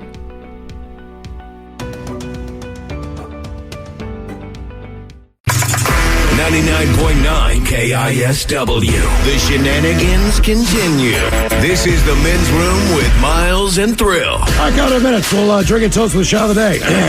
And we do have your headlines on the way at 5:50. But first, quick check-in with Mike Hawk and some of the stories and headlines he is not working on. Thank you, Miles. Death meditation is the hot new wellness practice. Death meditation? Death meditation. And what exactly does that entail? So what I read about it is basically you wrap yourself in your sheets like a mummy and then pretend what it would look like to look at your dead body and just kind of meditate on that for a little while. Fun. That is cool. Yeah. Good times. I mean, contemplating the vastness of everything that's going on is healthy to a degree, but what do they think the benefit of that is? I don't know. Perspective? I guess. Just being alive should give you that perspective. I'm not dead yet. I actively try to avoid that. Right. I'd prefer not to dive into that just yet. Right. The name Karen has officially made the list of controversial baby names. All right. Which, it doesn't shock me. It has gained a negative connotation that sprouted legs and just ran off beyond anything that it could have possibly made. It was cutesy at first. Because somebody who's got that haircut that wants to speak to the manager, their name's Karen, it just fits. But then, right, and now it's a noun. It is. Like I told you, my wife's best friend is named Karen. She lives in Colorado Springs. We went to see her in April. When we explained to my kids who were going to see, they thought I was being insulting. Right. And they could not believe that it was actually a real name. I go, dude, there's people with this name. This is a real name. It's been common. They could not stop laughing. Oh, yeah. Oh, my God. Somebody named And it it was just a funny throwaway comments people made on social media. Yeah. Right. Right? Right? Somebody told Karen to calm down. And then Exactly. And then it just exploded. You've heard of girl dinner on TikTok. I don't know if you guys have or not, but I just wrote it that way. What is girl dinner again? Girl dinner is the weird one that it's like they're not actually eating anything, but it's basically enough to scrounge by. Girl dinner is basically like crackers and a glass of wine for dinner. Okay, I got it. All right. Or, it's such small little snacky foods, which I feel like everybody has done at some point, but it's now official girl dinner. But now the saga continues with girl math. What is girl math? And I did look into this one. So girl math is, what she said is basically anything that's under $5 is basically free. That doesn't count, against your bank account. Okay.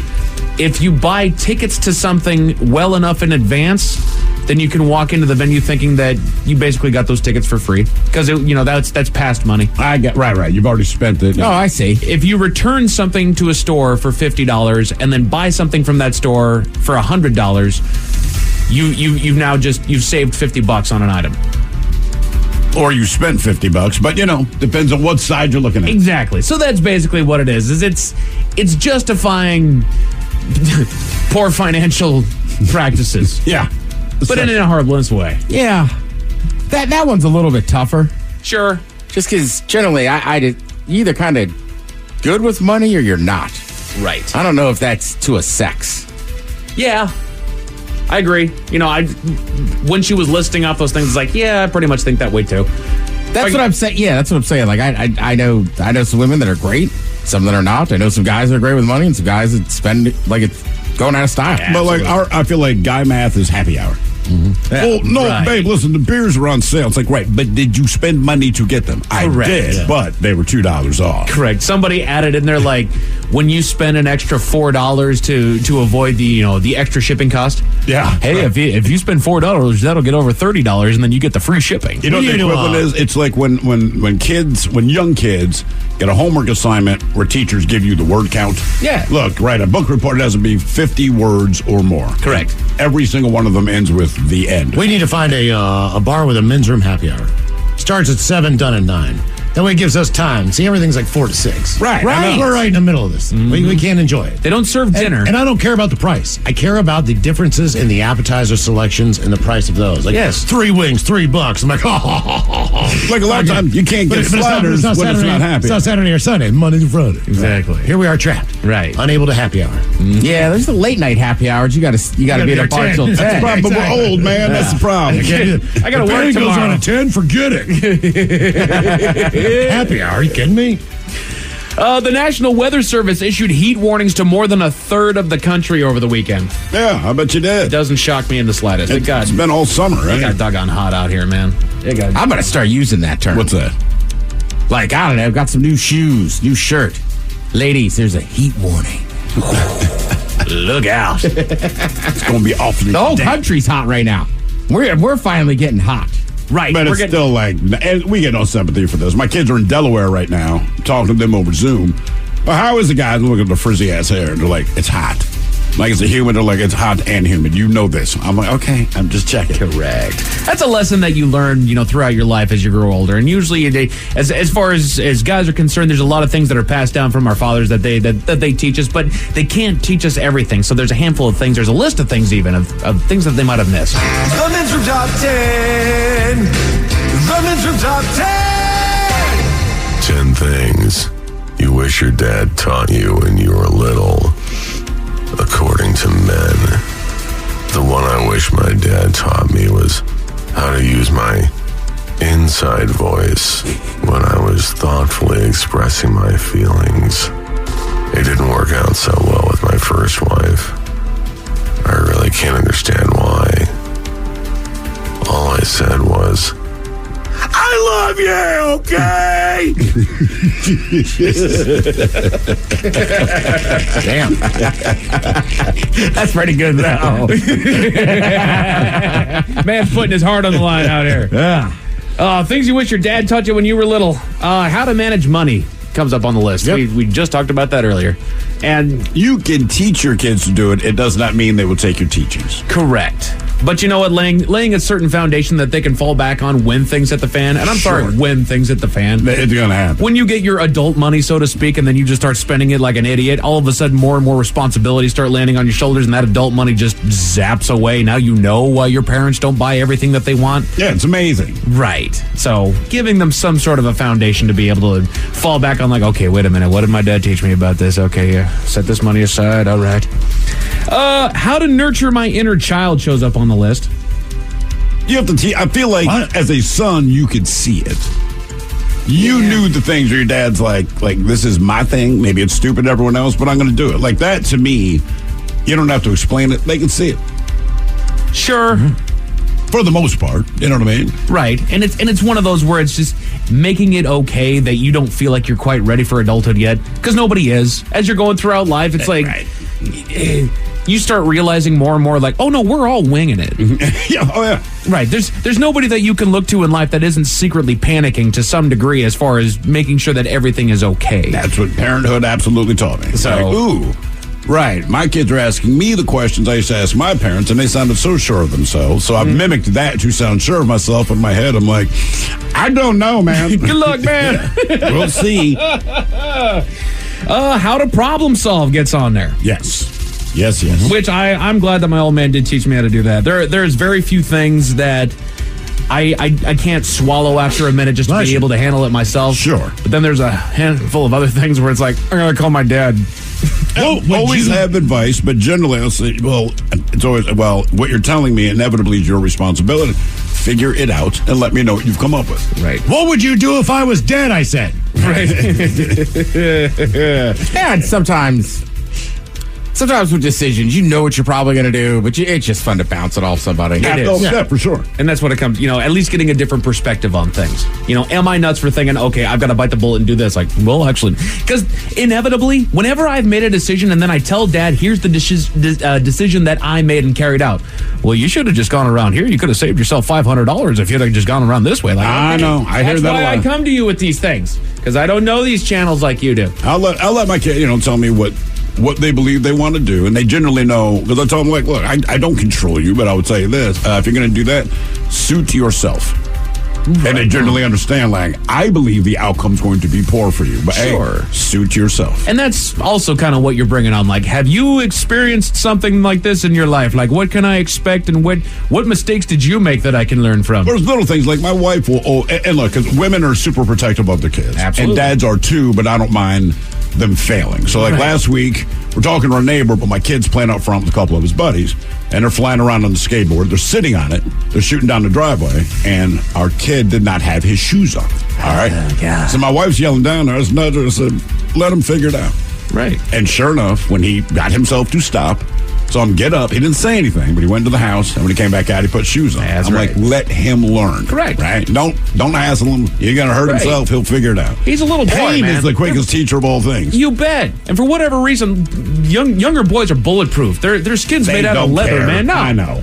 They'll dust it off and go, that sucked, and then put his shoes on. And he's good to go. That's exactly what happened. When I was coming up at Scouts, my dad asked, like, what can I use to, what can I teach my son? What should I do to help him progress? He's like, don't do a doggone thing. Let him pack his own bag.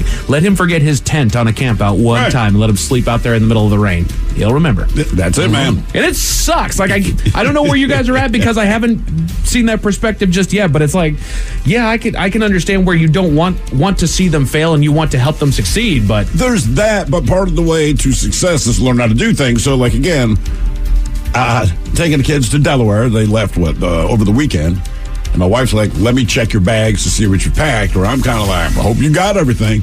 Right. Like, I rattle off, you got your toothbrush. I will say it out loud, but if you're just going to tell me, yeah, and that weird non-committal way where you don't know if your kid's honest, I'm like, okay, bro. But when you get there, just remember, we went through the checklist. That's right. Yeah, right. Like, you're going to need some of this stuff. Right. Mm-hmm. Things that you wish your dad taught you when you were little. How to let certain things roll off of you. Yes. And that includes pain. But how do you teach that, though? You know what I mean? You can tell guys like, hey, man, let things roll off of you. And you can say that, but it depends how emotionally involved you are. You know what I mean? It's just tough. Like, you'll learn to do it as you get older, but I can tell you to do it, but I don't know how I would teach you to do it. And I think part of it is... other than, remember how your mom was just yelling at me in the kitchen about whatever? Yeah. And you see I'm still watching TV and don't care? Like, that's the best I can tell. And I think that's part of it, too. Not in such colorful of terms, but it was just, measuring the importance of certain things. Yeah. What these people think, don't worry about it. Let it roll off. This, you do need to change these certain things and act better in these certain ways. Like, these are things that you do need to put weight on, but everything else, no. Slough it off, dude. I believe one of my direct quotes to my kid, back younger in school, and these kids are saying blah, blah, blah, so I just said, F them.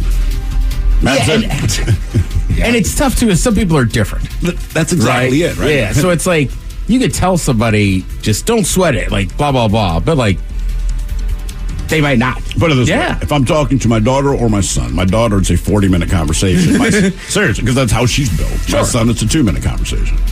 Tell him to kiss your ass. He laughs about it. It's kind of done. I think he just wanted to... My daughter, it's like, man, this is a full therapy session that we sit through. We all process different things at different pace differently. Yeah. Mm-hmm. Mike, I don't know. Sorry. Something in this city is on fire. There is smoke all over. I was looking out there. I was like, is it smoky out here? Like, is there a wildfire blowing in? They say it's a Mercer and Fairview. Oh, heavens. This is actually an active fire going on right now. All right. Yeah. Mercer and Fairview, ladies and gentlemen. Criminy. That's a lot of smoke. That is a lot of smoke. How to connect with people. Again, these are the things that you wish that your dad taught you when you were younger. Yeah, that is one thing where I grew up in a household where the kids were very well behaved. Kids were more seen rather than heard. And so I never really learned interaction. I never learned the things, to talk about and how to have good conversations with people. Now I can mind my P's and Q's and have my Sunday best on and look like a good old person. But it's like, I can't carry a conversation. I cannot. You're going to break your back carrying this conversation with the two of us. Jeez. And you have a job on a talk show. Man, I tell you what. Like, I found radio and I was like, I really want to do this. That sounds like a ton of fun. That as I was going through like classes and working my way up, it's like, I can't talk to people. Why in the world do I want to do this? And here we sit. And here you are. And here we sit. Doing my best, guys. Well, it's like the guy, who are we talking to? The Golden Knights, the Army Golden Knights. Yeah, Ryan. Ryan, right? Oh, right. He was like, he jumps out of an airplane for the Army for a living. He's on their demo team, and he's like, I don't like heights either. Yeah, which, you really pieced that for real, man. Sometimes I poop my pants every time I jump. Sometimes you just, find the thrill of getting in the lion's den. Mm-hmm. How to care. Says, I wish my dad had taught me how to develop emotional intelligence. My dad wasn't very present during my childhood. He was a traveling jeweler and usually out for 2 to 3 weeks, then back home for 1 or 2. He didn't show me how to play sports, read, or any of the normal stuff, but the biggest thing that he never showed me how to do was care for the people that I love. Yeah. You either do or you don't. Yeah, and I think you just lead by example on that. Pretty much. Pretty much.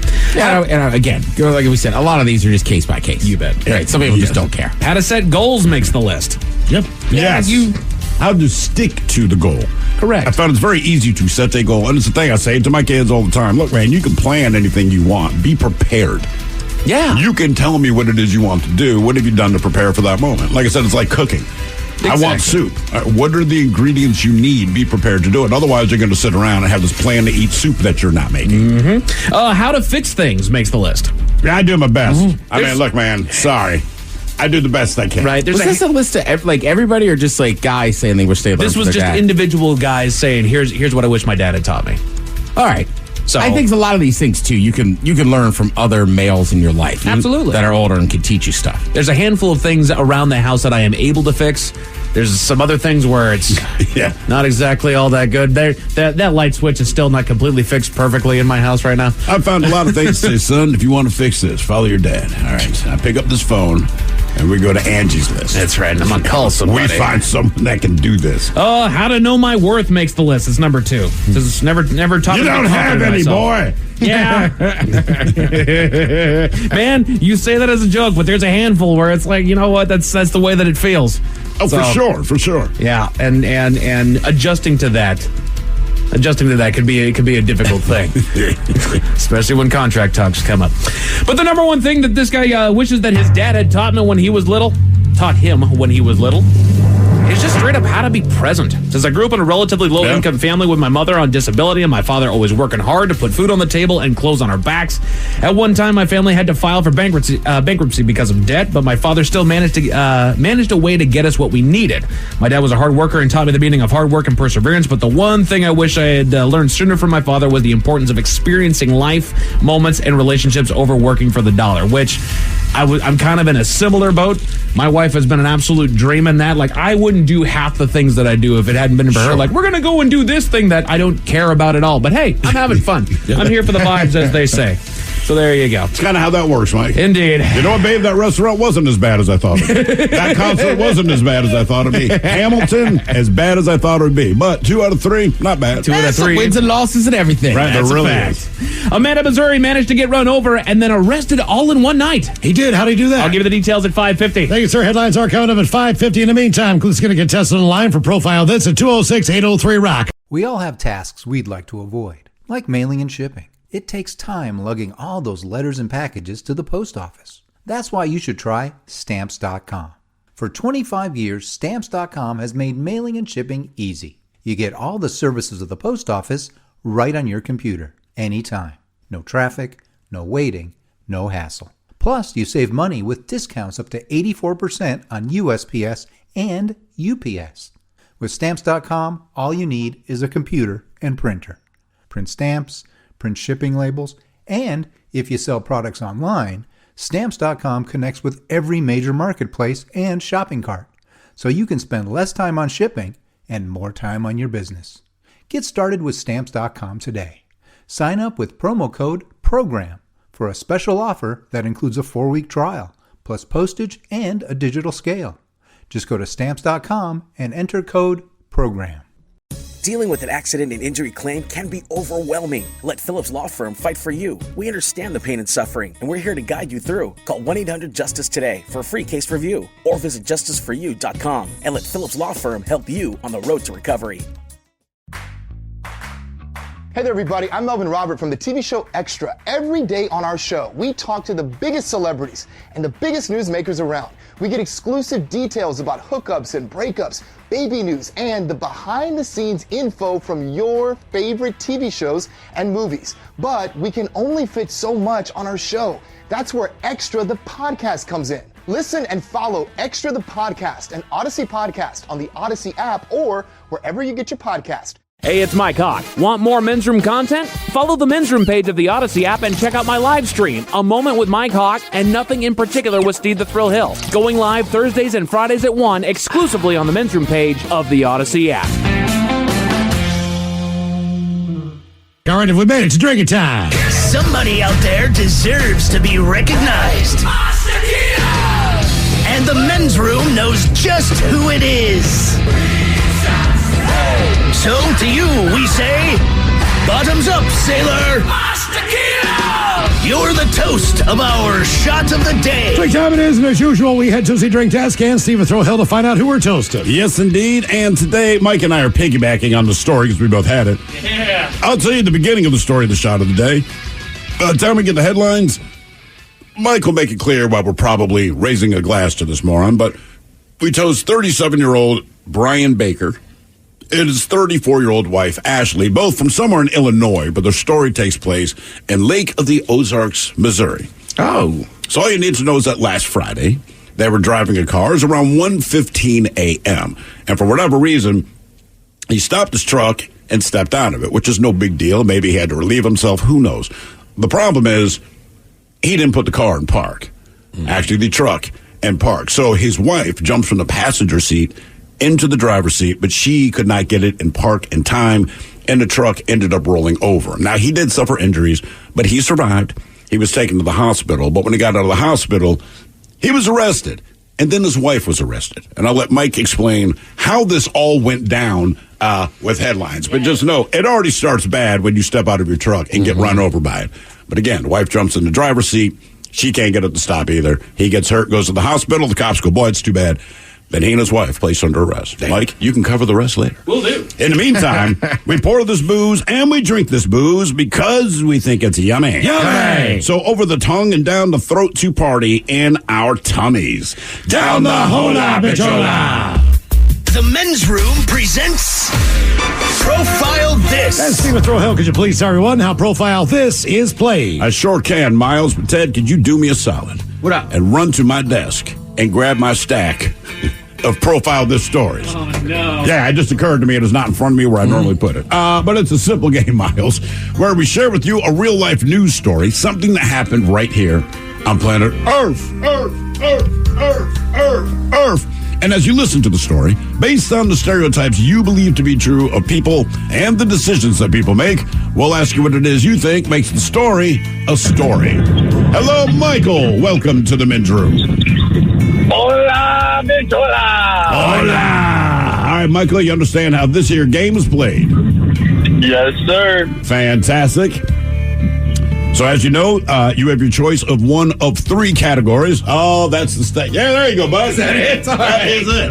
It's not clearly labeled, but yes, big old stack. That's my joint. Thank you, Ted. So today you have your choice of one of three categories. We have Bite Me.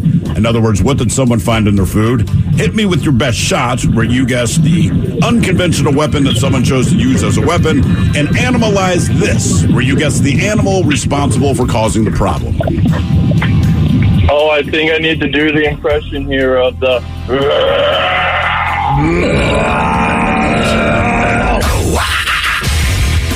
Not a bad impression, by the way.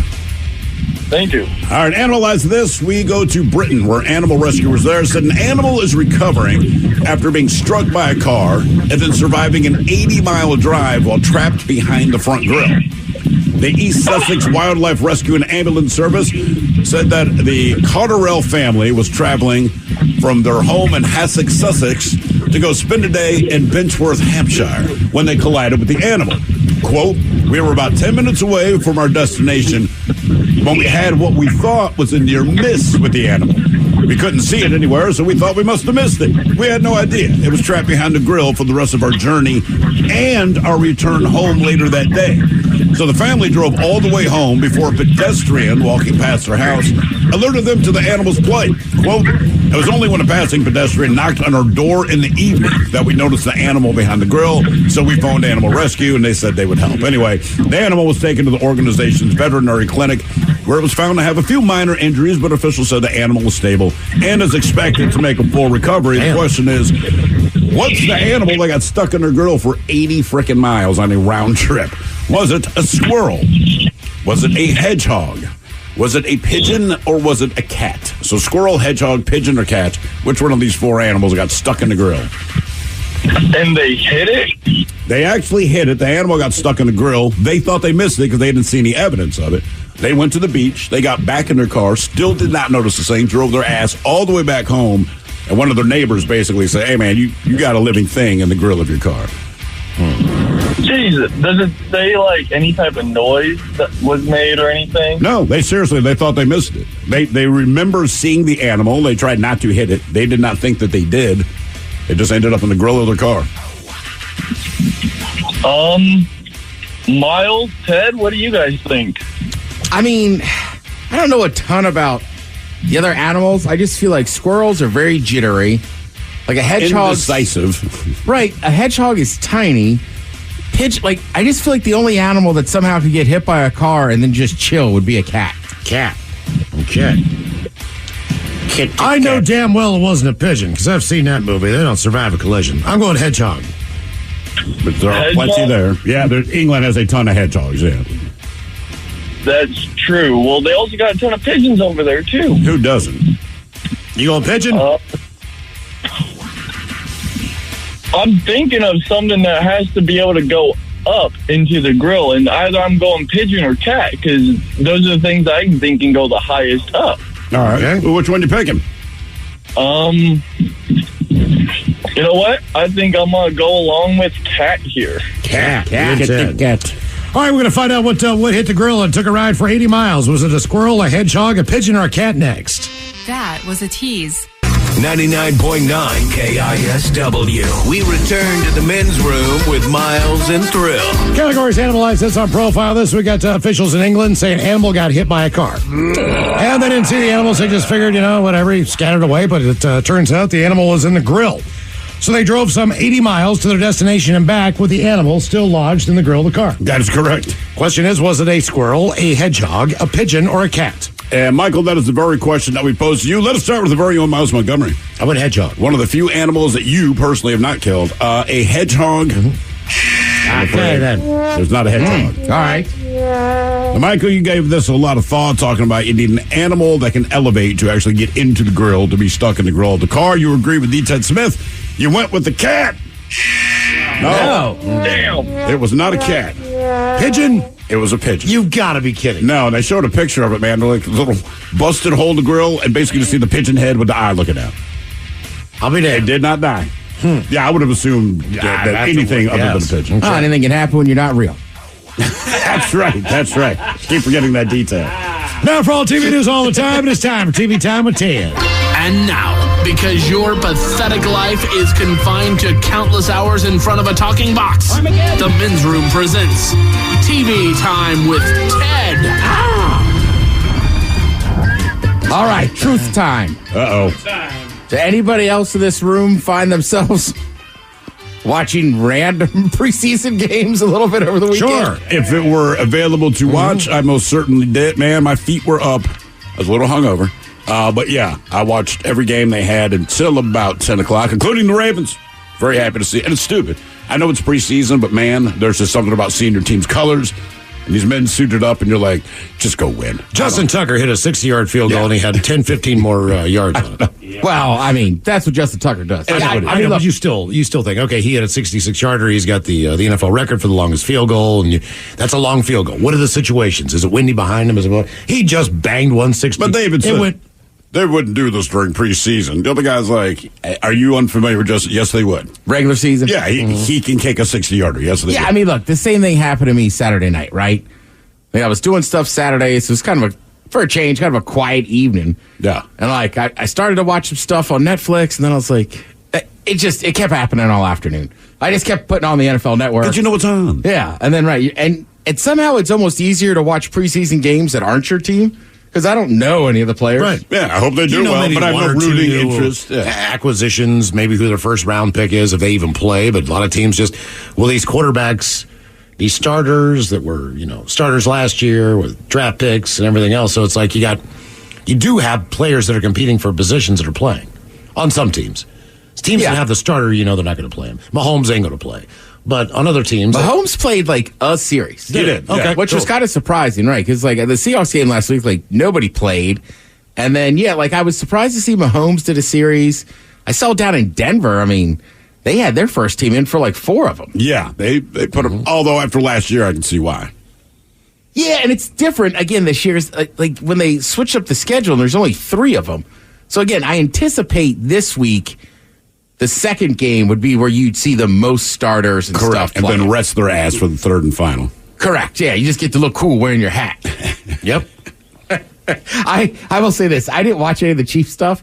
I didn't realize Mahomes had actually played. I just saw a highlight of him cheering on somebody else, and I was like, why is he in full uniform? Right. Well, stupid. Right. And then I was like, oh, he actually played a series. He needed to be in his uniform. Over the weekend, I also watched... So there's that Untold series on Netflix, right? The Johnny Manziel one came out. Right, okay. Yep. Still not sure how I feel about that one. And then I watched one last night on Jake Paul as well. Okay. Now, full disclosure, I was not super familiar with him and his brother when they were building all their YouTube stuff and their brands, right? So it's kind of interesting to see how it happens. Basically, their parents start filming them. They're from Ohio. Yeah. And then... Yeah, they get into all this stuff. Basically, they have a war with each other. It's still amazing to this day. There's a period where they're the most popular people on YouTube. Yeah, which says something. But they don't do a lot of stuff together. Mike, what's that look for? You don't believe that hype? No, I do. Oh. Yeah, I'm with you. Oh, yeah. So it's interesting. So then, right? Remember, Logan Paul? I believe Logan Paul filmed some stuff, and it was like in a forest in Japan where people traditionally commit suicide, and showed like a dead body. So his name was trash. Jake Paul. His name was trash because all this other stuff, and then he starts boxing. So it's kind of insane to think of what he's done for boxing. And when you watch a lot of it, like, look, I was on that side. I was like, this isn't good for boxing. It's ridiculous because why they make so much money. But, like Mike Tyson's in it a few times, and he's like, look, he's holding his own. Well, and like he said, too, he's bringing interest. So, like Thrill and I, like, we used to watch a lot of fighting, right? Yes. Like, I watched a fight Saturday night.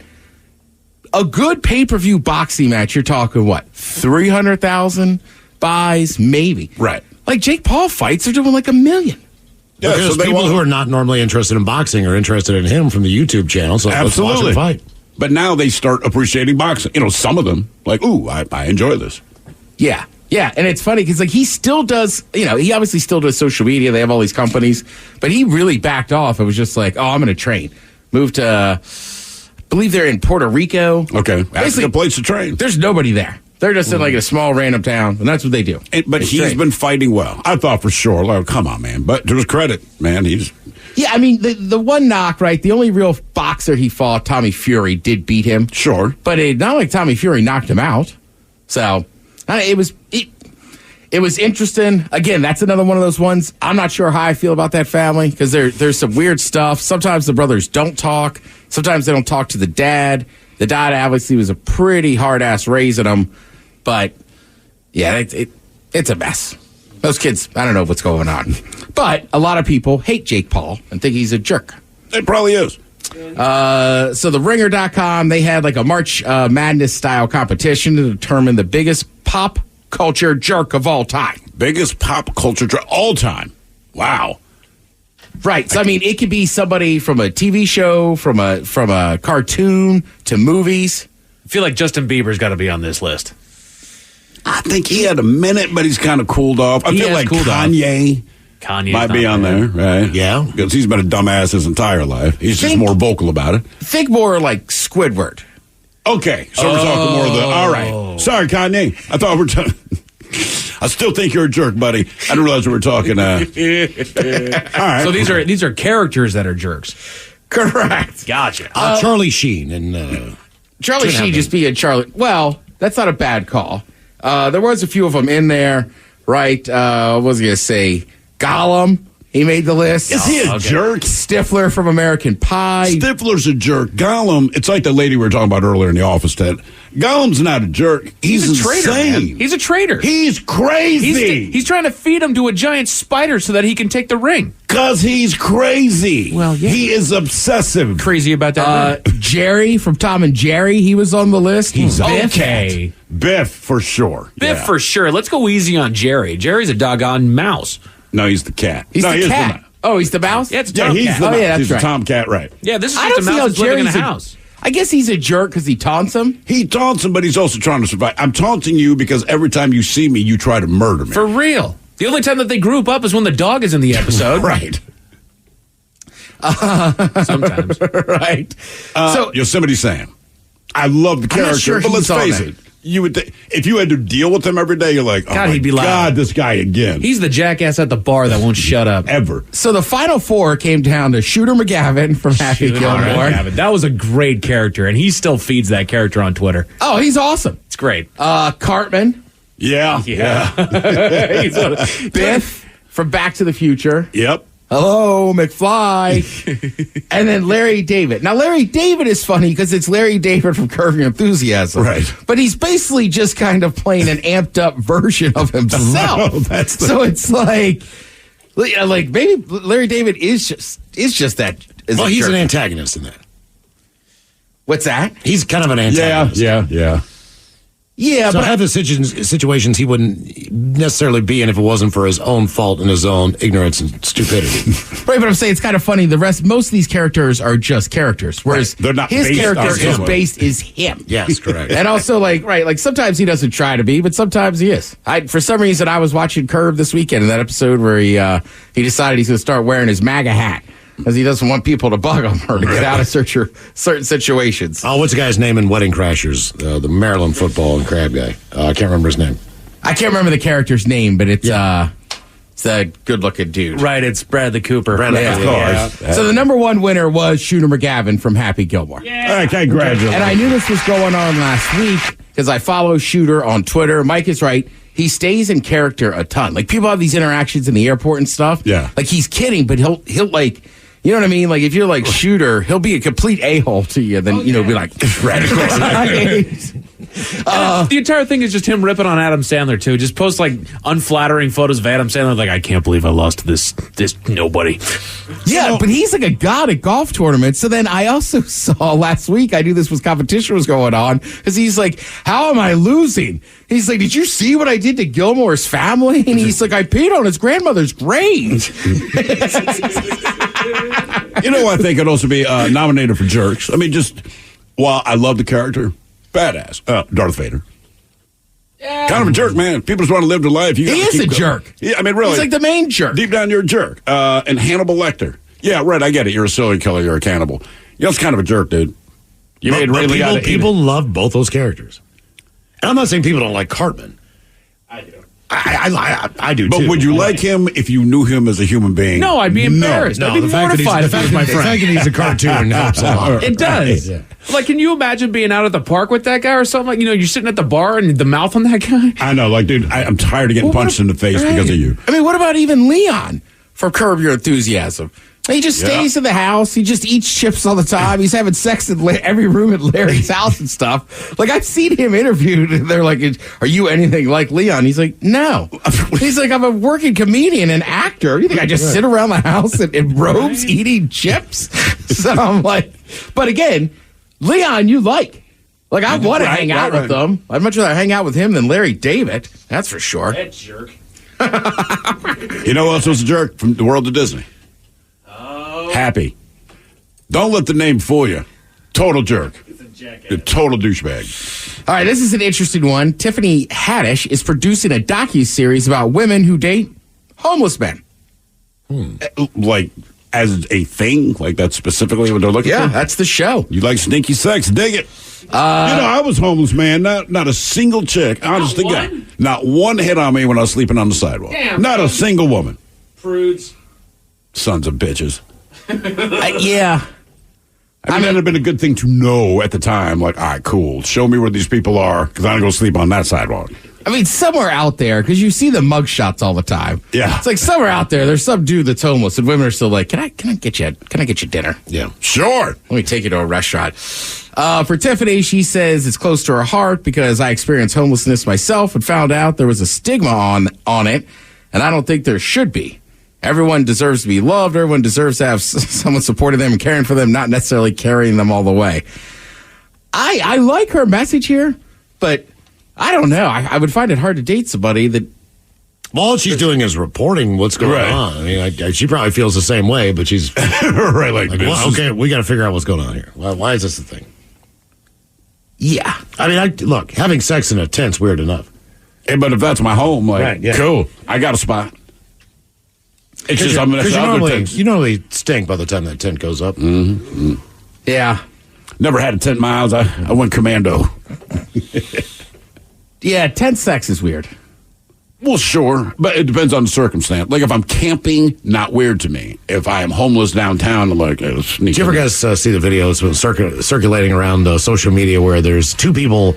It looks like San Diego, a beach in San Diego. Obviously, it's on the Pacific because the sun is setting. Right.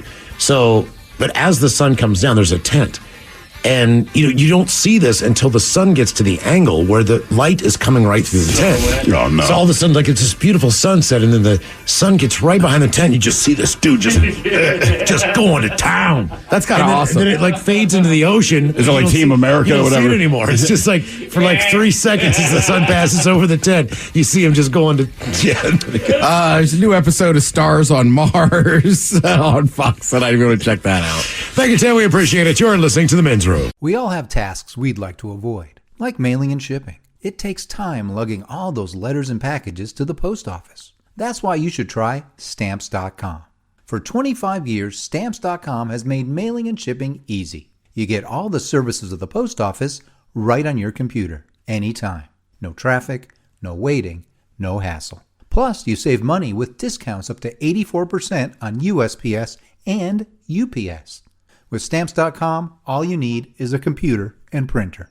Print stamps, print shipping labels, and if you sell products online, Stamps.com connects with every major marketplace and shopping cart, so you can spend less time on shipping and more time on your business. Get started with Stamps.com today. Sign up with promo code PROGRAM for a special offer that includes a 4-week trial, plus postage and a digital scale. Just go to Stamps.com and enter code PROGRAM. The Men's Room returns with Miles and Thrill. Now, let's see what's happening in the real world. All right, here we go to California, where a neighbor exclaims your dogs are playing in the backyard. Except they only have one dog. In San Francisco, robo-taxis will get you home with one hand on the hog. Not shocking news, as many Americans just learning that Maine is a state. Ohio Raccoon says, man, this crunchy peanut butter sure does taste great. And a man runs himself over. And Mike has the rest of the story. It's time for your headlines. Now, it's time to hit the headlines. Here's Mike Hawk. All right, our top story, flashing back to the shot of the day. Here we go to Missouri, where one man had just a straight-up bad night. He drove home with a female passenger and needed to step out of the truck at some point. And unfortunately, he forgot to actually put the truck in park when he stepped out, causing it to roll. The passenger did attempt to jump behind the wheel, but didn't make it in time before the truck did roll over the man, causing serious injuries.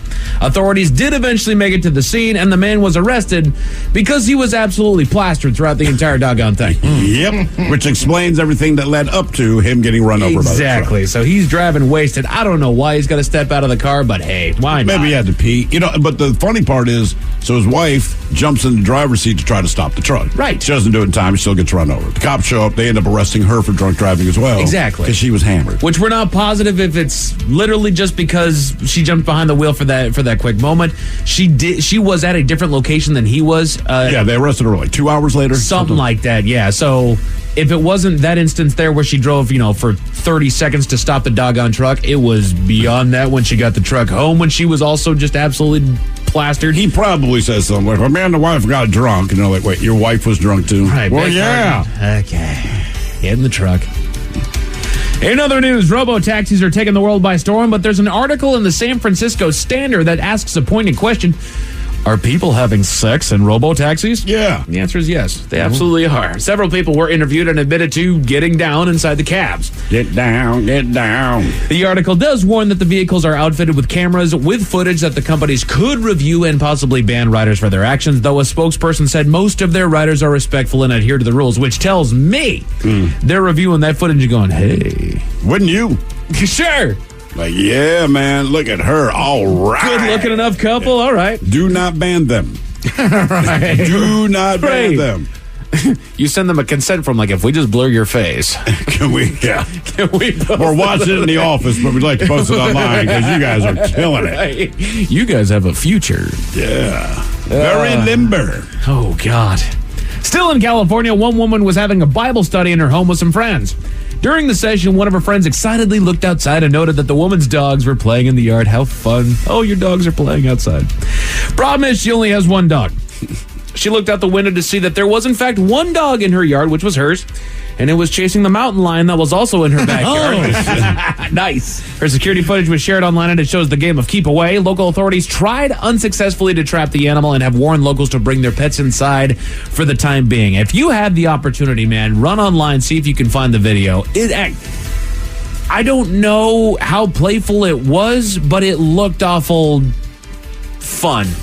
Like both of them are enjoying it? The cat was kind of bounding away like a house cat would. That's what freaks me out about big cats, man, is they literally are just big cats. They do all the same things that your cat in your house does. The difference is they're big enough to actually kill you. Yeah, I was going to say, that what should bother you is that your little household cat is one of those. Exactly. And at heart, it wants to kill you. Absolutely. And I have two cats, one of which doesn't fit that mold at all. She will just sit on my lap, and she just has these big owl eyes that she's just terrified of everything, but she sits nice and calm in there. My other cat, he is straight up wild animal. Well, my cat, Double Rainbow, man, she's very Double sweet. Rainbow now? Yeah, she's getting fat. Yeah, so call her Double Rainbow. I'm so used to saying it, I forgot. So she'll come over, sit on my lap, and do the purr thing, and I'm like, I know what you're doing. You're not stupid. So you're getting pet, you're basically getting a massage. But I also recognize that given the moment, right, you'd rip my throat out of my neck. I can't wait till you die so I can eat you. I will eat your entire... Yeah, Mike, even your nice cat that chills on your lap, if he was bigger, he'd still get you. She would, yeah. She's looking at your big eyes going, man, he looks tasty. He's right. Like one of my friends, he's got a couple buddies. One played like tight end in college and stuff. Yeah. Now, granted, it helps it's a nice guy, but he's such a monster. Like, I have to be nice to him. Right. But if I was bigger, I'd knock him out. Yeah. That's why he's a nice guy. Like, I know you're not going to mess with me. I have no reason to be mean. You got this power dynamic. Over in Ohio. The second time I hung out with him, I said something, and he goes, I kind of like it. You're the first person I hung out with in a while who didn't mention how tall he was. I think about the bouncer at our local watering hole. Right? 'Cause my wife always says, man, he's really nice. I'm like, why wouldn't he be? Right, he's the biggest guy in the room. He's a giant, man, yeah. Right, ain't nobody messing with him. Over in Ohio, police helped out a bandit with a jar stuck on his head. A raccoon wandered its way over to authorities with his head stuck in the jar. Police intervened and gently removed the raccoon from the jar, and he quickly scampered off. And the department unofficially named the animal Bandit just before it had made its escape. And that is it for your headlines. With that, Mike Hawk is out. Thank you, sir. We appreciate it. We'll see you next time for Sit and Spin. Taryn Daly will join us, and ironically enough, she is up next. Yes, indeed. It's all true, but in the meantime, well, we be all about this bitch for 180 seconds or so. So until then, please do what you do best. And for Aletha's sake, stay beautiful. The Men's Room has been taped before a live studio audience. Wardrobe and makeup provided by Mantastic Limited. This has been a presentation of the Men's Room Radio Network. Oh, man! A Double Flush production.